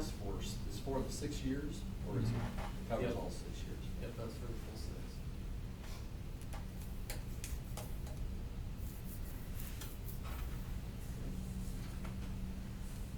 How are you funding with your phonics agreement? It will be submitted by the end of the week, and then we will know midsummer where we're at with it. And then, they've kind of got it set up in different phases. I learned that today. Initially, the money that I've requested for the phonics program is just right around 5,000. But the piloting, the CKLA reading program that I'm talking to you about, that comes with like a $15,000 price tag for the initial, here's a year, everything you need to do it. That's included as well, and so those funds, if we're awarded, could all be granted early fall. And then I requested the balance of the remaining curriculum the following year, and they've kind of spread that out for a 5-year phase, just to kind of balance out the money that all the schools are requesting, but still all running, ready to go, and hopeful that we can earn some of that grant money that we're working on.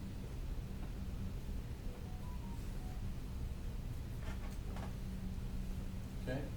Get their questions answered. What we got next? Did you discuss Bob's fee? No. Okay, so you have that as well. I think, let's see.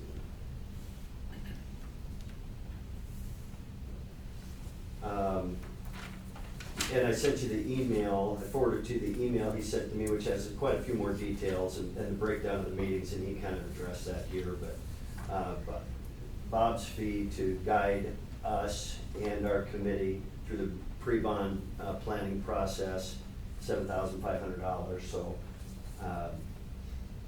you know, I mean, I don't know that we do anything without consultants, from start to finish, which is, I think, where we brought him on in September, obviously just to get us through the facility audit, and now at this point, I mean, we obviously continue to need his expertise in the services, so.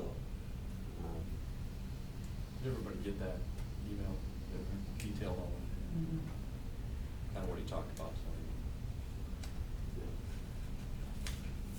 We're all right to push that off then Yeah. for a couple weeks. Yeah, he wasn't expecting a check tonight. Okay.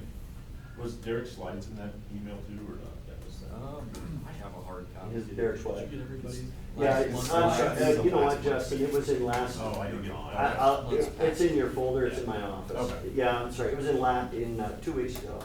In There your was a few changes, but Okay, well, that works. Yeah, so I had hard copies of that for you. Obviously, I can push out this PowerPoint as well.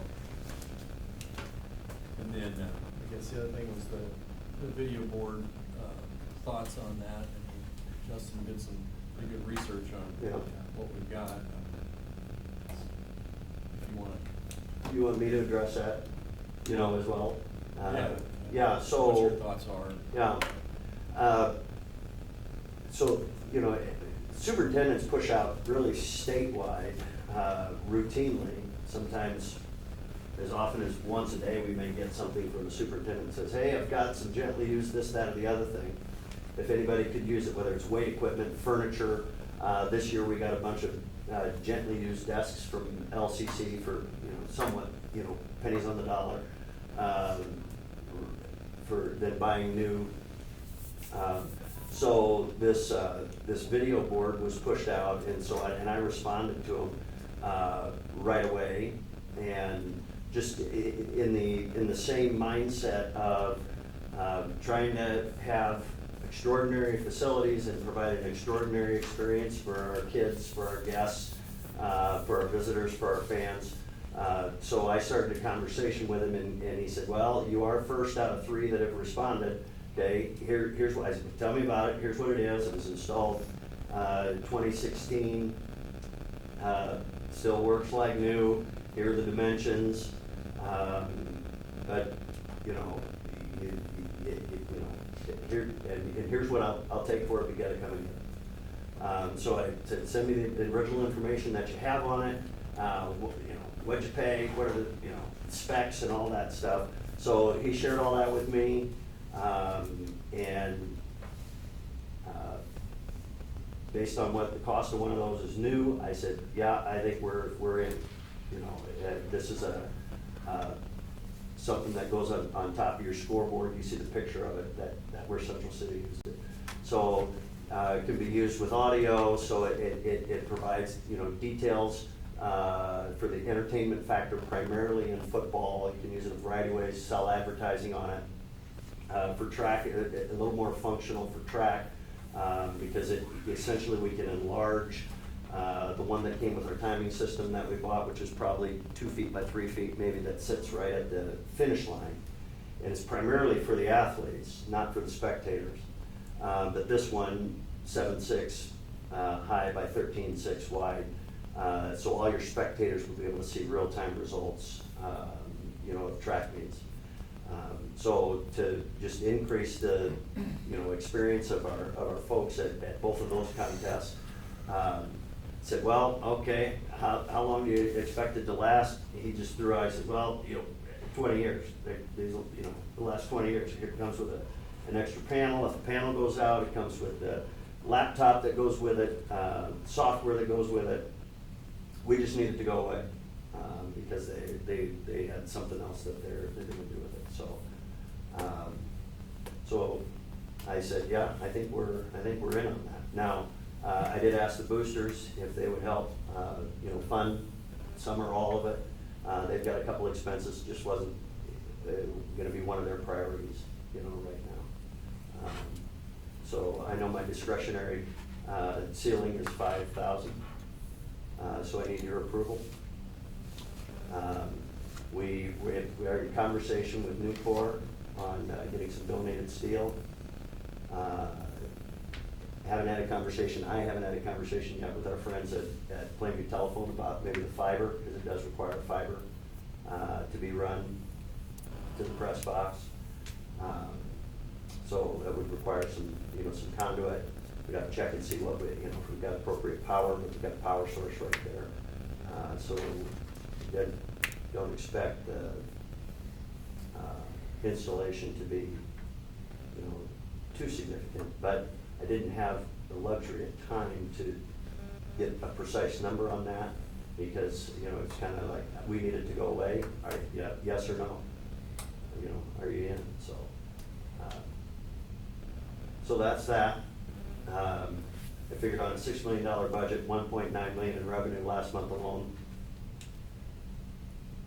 It's about new, it's close to $100,000. 7,500 is less than 10%.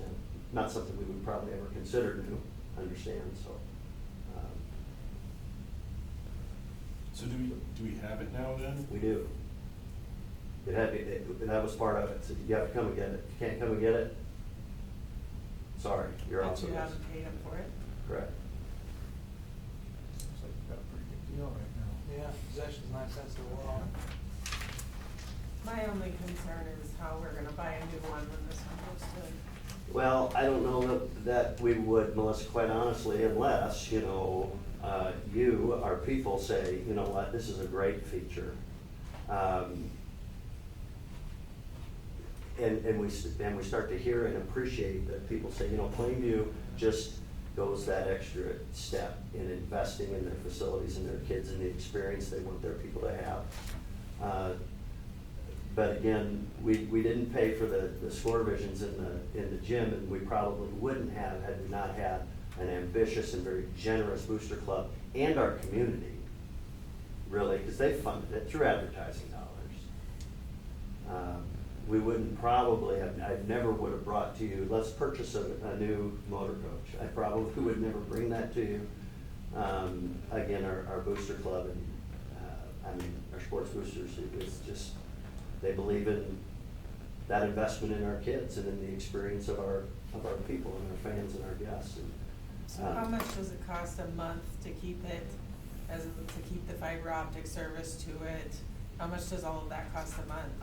I don't believe there's like a monthly cost. I mean, once you're once it's hooked up and you're hardwired, you may have some upgrades in software, but I doubt it because the hardware of this board is the same. So upgrades in software probably can't make it sing or dance any different than what it currently does.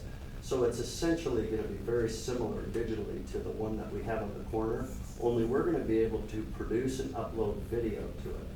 So, am I correct in saying that? So, an initial, something I'm, kind of interested in, and I think will be really kind of cool, our very first football game. We're gonna induct the football team of 2005 into the Hall of Fame at our first football game. Coach Joe Anderson's not gonna be able to make it. So he's going to create a message to his team and our fans, and we're gonna play it on that board. Now, it's a secret. But are you recording this, Jaron? No. All right, so anyway, I mean, that just will really be a very unique and a special opportunity and feature that we wouldn't have available without something. Now, when you buy something used, it's always buyer beware. I understand that. Just like anything, we bought an $11,000 pickup from Conestoga Public Schools for Gail. It's been pretty good, although the very first day it had a flat tire. He comes out and getting his new truck and had a flat tire. Had a starter go out. Starter went out, so I mean, there's been a couple of minor issues with it, but it's a whole lot better than what we had prior in the 3 months where we had nothing. So I called Daktronic to ask them about it, and what information they had, because I didn't have the serial number on it, but they went through and seen what Central City had. And they were saying it's a 14-year-old board, because it was installed in February of 2011. And so that got me like lifespan on these. Well, they are good for 100,000 days of life. Well, you figure football games stuff, you're only good to about 1,200 hours. So I mean, that, as far as fading and stuff, I don't think that's much of a concern. But they said Daktronics guarantees parts for boards for 10 years. After that, they don't guarantee they will have parts for them. And this board specifically, the one, they said it's a model 3550. And they have all the electronic components for it, but if something physically happens to the board, and Darren just mentioned they have like a replacement panel, I'm assuming that's what they were talking about. That's good, because they don't make those anymore. So if something physically happens to that board, they can't do anything with that. Now, if something electronically goes out on it, you can mail it back to them and they'll send it back to you. So that was one concern I had with it. And then the all-in cost is what I was wondering about too. I mean, we're stepping in $7,500, but the one sales rep said, you're looking at 20,000, 30,000. You quoted me a new board, said the new board's worth 55,000 to 65,000. He said after all in, you're looking at 100 grand. Well, that's roughly $30,000. Well, if we get some donated steel and stuff, I'm sure that's certainly gonna help, so. I mean, I don't know, I just worry that being as old as it is, that, we're gonna step in this and then it dies one day, this thing's gonna die eventually. Then what do we do at that point? At that point, we're probably gonna be asked to buy a new board, and at whatever price that is, to replace it. We already got the skill there, we've already stepped into this world, now we have it. Now, I don't argue the experience, I just wonder at what cost. Is that the right model? Well, the details I have is it was purchased in 2016. Okay. And then maybe I'm talking about different boards. Because, they also had their football scoreboard, which was older, so this piece, and I'm not disputing whether they were misunderstood or not, this piece, their actual scoreboard, is older than this piece, which is the video board. So our dates are different, so potentially I'm talking about something different, or he's giving me information on something that's older than what it actually is. And his paperwork showed that the price was $73,335 for the video board, whether that was installed as well. Yeah, I guess I don't know. But yeah, I understand that. I think how successful we might be with selling advertising dollars on it, whether it really will be a revenue stream, that justifies it, I don't know. It does take care of, our ones in the gym, are you going back to the same people again, and are people happy to pay for advertising at those events? So who does our ads right now on our advertising? Who calls for those No, ads? who creates them? Who creates them? It's a combination of the business or we do. So they send us the information, we doctor it up. So the ones that are banners, most of those we create. If they're a commercial, those are sent to us. Yeah, I'm sure John Deere's got their own. Because we have, I love the idea of selling ads on it, but I don't think we're managing the ads on those boards. Some of those ads are over a year old. Yeah. There's Sylvius Insurance, Moretz aren't Sylvius anymore. 5 Crowns still says Brunswick on it, and then there's various others. So is that a load we can handle? Because we're currently not handling that one very well. We probably, we depend on the businesses to tell us whether their information has changed that they've sent us. So when the ad comes due, and we contact them if they want to continue with that ad for another year or 5 years, then we get accurate information. So this is oftentimes how we might find out. Does somebody say, hey, oh, by the way, you've got bad intel? Oh, well, yeah, thanks for that information, I guess. So either that way or when we call to ask if they want to continue with that. But yeah, that's good to know. We've had people ask us that, hey, the same commercial's been running for 2 years now. Well, until Acres sends us a new commercial, that's the one they paid for. So if they paid for 5 years of an ad, they send us that commercial that first year. They don't automatically, hey, we got a new one to send to Plainview. We probably just need to ask them, do you have anything fresh for us? Because your ad is still good for 2+ years, for example. So yeah, there's always going to be some dated information, I would say. So it's just, You know how old our scoreboard is now? the one down at the football field? I don't, maybe Jeremy would know. That scoreboard down at the football field, was it there when you played football, same one? Yes. Yep. So it's Okay. getting some age to it. I thought, You call us old? I thought it was replacing Court Frederick's athletic director. That's possible, because Corey was athletic Corey director picked 20, it up. almost. Cause you did that one and the ones in the Pirate Gym at the same time, weren't Yeah. they? Really? He wouldn't pick them up himself. And I thought it was the same. So. I think those were 10 years Dozen old years. when we redid the Pirate, Okay, so it'd be 12 years. 12, something like that. Yeah. Scoreboard lasts a long time, because they're not complicated, a lot of wires and light bulbs, but outdoors can be different than your, obviously, your ones in your gym. But we haven't thought or had a concern that that scoreboard is in imminent need of being replaced, which is imminent, meaning the next couple of years, we better start to get it on the radar. I just wondered if maybe the life of both of them will come, Yeah, Then you Yeah. buy a yeah, combo if you get unit that of one, It'd and be a somebody timing replace thing. both. Central City Make is it going more. to a video board. They've got 100 times more of the business capability to do that, so good for them. Will that be the next thing? I know of at least 5 schools that have put video boards in their gym since they've come to see us. And contacted me and said, where'd you get those? My people want them, because their guests come and see them, and like, why can't we have what Plainview has? Love to hear that. This would be an extraordinary feature. Extraordinary meaning beyond ordinary, obviously. I like people thinking about Plainview as being an extraordinary school. Can you use can you play broadcast the huddle footage on that during the game then, or no? They tried to do a live stream of it when they were in Central City, but it's delayed and it takes a lot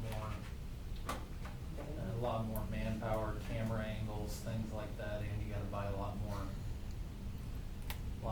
IT equipment to be able to do it. pre-recorded stuff. Yeah, so could we do the UNL walk-in hike as Coach Schmidt's team is coming down? Yeah, you can do all that stuff. You And that's, know. Central City, one of the first years they had it, I was coaching at Battle Creek, and we went down there and they did all their starting lineups on it and everything, and that's how they came out on the field. So it's an entertainment factor is how they used it. I'm even thinking of district track. I was there, we have this new system's awesome, and I'm sure the athletes love that clock, but I sure couldn't see it from the stands, you know, and I'm standing up, and even when I could visit, I could actually see the thing, I couldn't read it from where I was, you know, and that'd be really nice for track meets, any close race at all, you know, you can't tell. Soon as And they looking on cross the the website, the Folks are athletic usually like, results. they're usually like this, you know. Yeah, but 5 that- minutes later, I find out who won That that would be race more 2 years immediate. ago.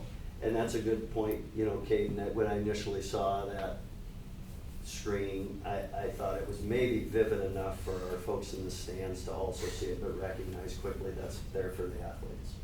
At a minimum, and maybe it doesn't work this way, at a minimum for people in the stands, it'd be nicer if it was on the other side of the track. Maybe there's cords and everything else that maybe needs to be on that side. But if it's able to be on that side, it'd be a lot easier to read. But if that's where it's gotta be, then that's where it's gotta be, but no one in the stands can see it or read it. Maybe I need new glasses. There's that age Wow. thing. I had never noticed the clock when I was there, cause all I saw was this. That's each right. Lap 1, 2, 3. Every time. Did you get this one? Yeah, Well, yeah. Well, I'm not advocating selling ads anyway, by any means, but if you were gonna sell ads on it, would it take very many ads to No, pay for it? Would it? No. What depends on what the cost is, cause the board's 7,500, but we don't know what everything costs. Put it up. It's like, what's our all in? I mean, we don't have any of it. No, but I mean, come on, I mean, if we're gonna get steel donated free. Oh, we assume so. Right. It's still 2 steel I-beams that we hold up, right?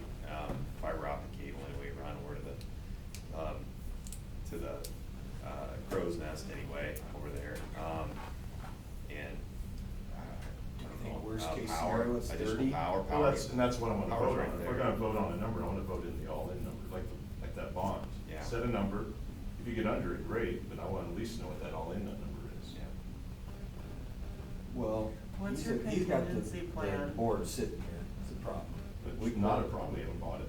We gotta write them a check. Well, that's what just we need to what- decide on, is if we're gonna write them a check. That's just what I was gonna It's ask, not what's what the all-in price is, we're not voting on the all-in price, we're voting on, do we write Central City a check and we figure it out? It's not their problem, That's exactly right. it's not their problem anymore, we write them a check, we send it back. That's, to me, that's what we gotta decide. Voting on the all-in price lets you know if you're gonna send it back or you wanna go. I don't think we can vote. There- till we look There's, into there's it. no sending it back. I will either have to fundraise privately, or I'll ask Mr. Jensen, who was their number 2 on the list. Sure. And do they wanna come and get it? Yeah, I think that's where we're at, we decide if we, yeah. I mean, we can sure try to minimize Now, our is costs that- if we wanna do that. Can we decide tonight, or we have to wait? No. We have to wait. We might, we might know more in a couple of weeks, maybe. Well, it gives us 2 weeks to figure out what, you know, do we get, is No. what steel gonna cost us if we Yeah. have to buy it, if we get donated, fantastic. We'll get a little more aggressive on trying to get some of those answers, and we've had this conversation, I've kind of primarily put this in Mr. Schmidt's lap. Okay, figure out how to make sure that thing is ready to go by the 29th of August. In the meantime, I've had 2 different people, Lyle and Nick Lingenfelder helped us to get it off a trailer and stored. So we chit-chatting with them, plus I had, Chad come in, we put it in by down where his shop is, he said, I'll call my guy at Newport. Well, okay, go for it, see what you can find out for us, but, I'll prioritize those conversations along with, Grant, and just see, what is a 100 feet, 200 feet fiber optic cable, and Is It's there worth a any way to sponsorship. get it on to make sure that it's good well, before? yeah, I sent Tom Sauer, Yeah, but that was before it was transported. since it's gotten here, is there any way to get it on, make sure I that don't the think screenage that's is? on them though, I mean, they advertise it sold Yeah. on site, so Yeah. if we screwed it up. I on that understand drive, what it's you're our saying, fault. did it travel well? Well, I mean, Mr. Schmidt and Tom Sauser went to pick it up. I mean, we did everything we could to make sure that it was It's like the risk of buying a used pickup. secure and straps were cushioned and Tried all to that. keep it under 90 on the way home. Did Wind you- was blowing in my face, that was easy. Did you lay on it to make sure it was good? I'm not that brave. So, yes, I extended some risk. Not a whole lot. For what a new one would cost. I mean, you got a good deal on it. Yeah. It's just, we just weren't aware that we already had it. Yep. Nobody, Yeah. I mean, I was just asked me, hey, I don't think we have it yet. And then we have it, now we're told after the fact a little bit. But I see what, you know, if it's not, if it's a couple thousand, 5,000 to install it, that's probably not too bad. But if it does get to 15 or 20, that gets a little more. I don't think it will. I guess if we decide to keep it, it might not be a bad idea to entertain the idea and discuss allowing sports boosters to advertise on it like they do here, because they get the money from the advertisements in the gym, correct? Yes, that's where the boosters get some of the money. That's what pays for the software, though, it goes right back in and paying for the software, what goes Okay. to the board. Is there annual subscription, is that a subscription deal? Yeah. The board, the boosters give us $7,500 a year for the software to run those boards. And then they give us an additional $4,000 for Huddle, which is half the price because we stream everything for free. So they That's said as awesome. long as we stream stuff for free, they'll give us half of the Huddle bill. I don't believe this board requires an annual subscription, No, right? it doesn't. Okay. That's- I that don't was my think, understanding. who knows, the boosters board is gonna be a little bit in flux because, Jackie, Toby King, maybe they want to break from it anyway. Their views might change on it a little bit, but I don't think they're looking for any more responsibility, I'll tell you that. So, Understood. it can be offered to them, but I don't think they're looking for, to extend themselves anymore on this, you know, so, I don't know, I'm speaking for my You're wife here a talking little bit. in terms of spending money, not in terms of sponsored. Well, No, Toby takes a big hand in lining up advertisers currently right now, and He's, somebody He else. solicits all of them. He Yeah, does he's all of ready it to and just offer sends info. it to us. we're prepared to assume that whole responsibility. Right, and I think Oh. I think that's just, the boosters aren't talking leasing any with that responsibility. I'm talking a little bit out of school here, but I know what my wife has told me anyway, she's on board. And so they're just a little bit in flux right now, and Sure. hearing what their views are anyway on that. I don't think they're willing to take on more responsibility, and trying to find advertisers anyway for the school anyway, and that kind of thing. So, anyway, it's a nice gesture, but I don't know. You'd have to talk with them a little bit more. Anyway, they wanna get the bus paid off, they wanna go ahead and make this final $7,500 anyway, fee annual for the software that's coming up anyway, and the Puddle subscription, and I think they're willing to talk about what else they're gonna do, and that's about it. So, this is a little bit out of left field for them right now, so they're, Sure. okay? Yep. Okay. Well, at least discussing it tonight might save us some time. Next month, we'll Yeah. probably be plenty busy. Let's look next month, so. Can we talk about the next one's meeting real quick? Oh, yeah. Fine, so I have a request, anyway, my baseball schedule, it's coming up. Next month's meeting anyway, on that Monday anyway, I have a game in Wayne at 5:30 anyway.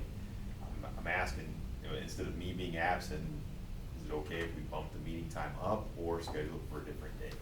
I don't wanna put everybody in I a also have pickle baseball either. game. Meeting on the 9th, the regular meeting on the 9th? Yeah, on the 9th. I also That's have the only one baseball. that's a conflict for me, I don't have, It's my day off, I don't care. It's, the facilities meeting in June, I imagine that's gonna be on the 23rd, and I don't have a game that day, so that's not a problem Okay. for me.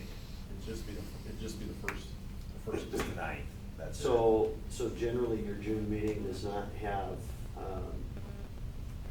too many agenda items that you would be like, okay, if we were to have a noon meeting, you know, is that not convenient for our public to be able to be in attendance to weigh in on these controversial June agenda items? I would So- rather go like more, instead of the middle of the day, do Yeah. like 9 o'clock in the morning instead of noon or 1. Yes, That's my those, preference. that would That's still be fine. appropriate. That's fine. Conduct your monthly business, pay the bills. June is a light, very light month. Yeah, that's fine by me. Yeah, my schedule's good for that. I know we're gonna continue doing 2 meetings a month, or are we putting that on pause a little bit until we get a CM and all that good stuff?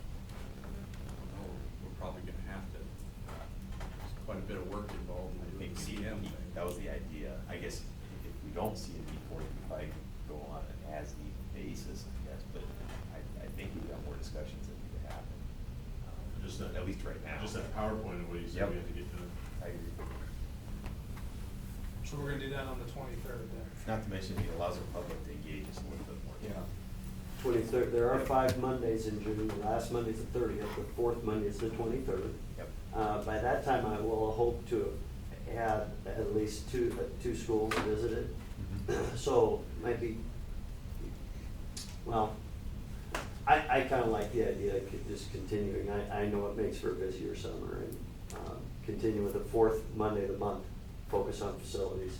Ideally, no action items, but you can have an action. So what time would you like at your regular meeting on the 9th? 8 AM or 9 AM, or different? Works for me. Either of those is What time fine. do you feed in the morning? Oh, nine would work better. Okay. Nine's fine, because that way if I have hay to rake, I can rake it before the meeting. If that's fine. Well, let's adjust 9 o'clock Nine's fine. 9 AM on the 9th. Okay. I can make whatever work. I will, make sure and I will proofread the paper when it comes out from now on, because, yeah, quite honestly, everything's gotta be by the book. Yeah. And it should anyway. Sure. So do we not post the notice on that, website? It doesn't have to be published on our website, that's just. Not on our Oh, I'm website, sorry. that The- website where all the other The, schools post. yes, Brooke posts it. He does. He has been for over I a see. year.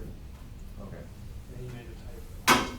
Yeah, it's I the see. 17th. That's why I was wondering if there was a typo in the papers or not. On the site, if we could do it, but if it was. Same. Got it. One thing I wanted to ask, at that committee, or community meeting last week, Justin, myself, and Katie were there. I think it might be best if we rotate, members for each of those meetings. Probably smarter. Yep. For the next meeting, we'll try to get 3 others. And you'll send us out an email or a text message or something, let us know when that is. Yes, And how does that work for like the visits to the other schools? Is same. Board members? Same, Can 3 we go board as- members. Only have 3. Even if you're not having a meeting, you can only have 3? You know, here's the deal, I thought of that, Tim. Sure enough, if we have 4, somebody's gonna squeal. But you're I not would making any prefer to deci- just keep Not really it. making any decisions, are you? You're just, Yeah. like, how's that different The from only, 6 of us being? the only there? time where Yeah. it's okay for you to have a quorum and not be in violation of the Open Meetings Act, if it's a happenstance, you all show up to Mary's, 4 of you show up to Mary's for supper one time. Or if you're at, board development meetings. Now, would this be considered such? Potentially.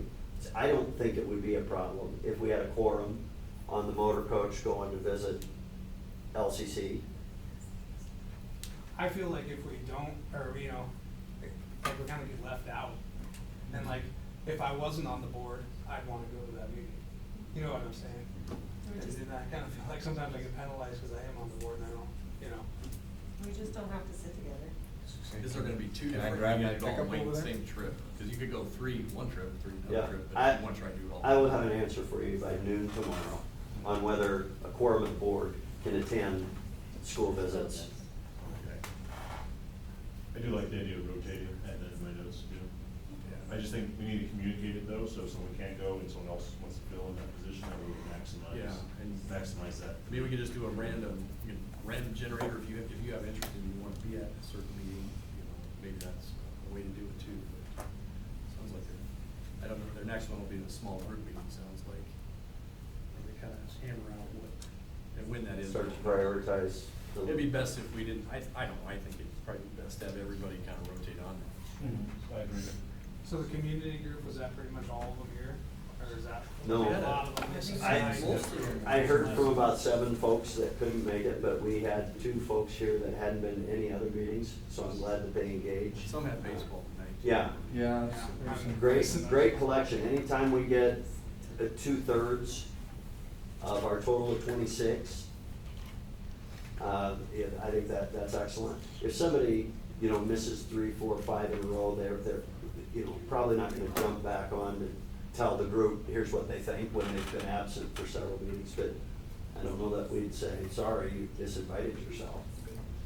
So I saw Pat Moret, he's here now. Matt, yeah. this Jeff was- Workman said he talked to you. Yeah. He's gonna do it. Yep. But he had baseball tonight. Yeah, I talked to Jeff today too. Okay. How about like Evan Ashoff or John Eckberg? any of them Yep, guys that reached say out to yes? them and just never got I knew a, Johnny would say no. I never got I was a gonna no say, Johnny never said anything, but. out of Evan, I just didn't get any response back. But overall, good turnout.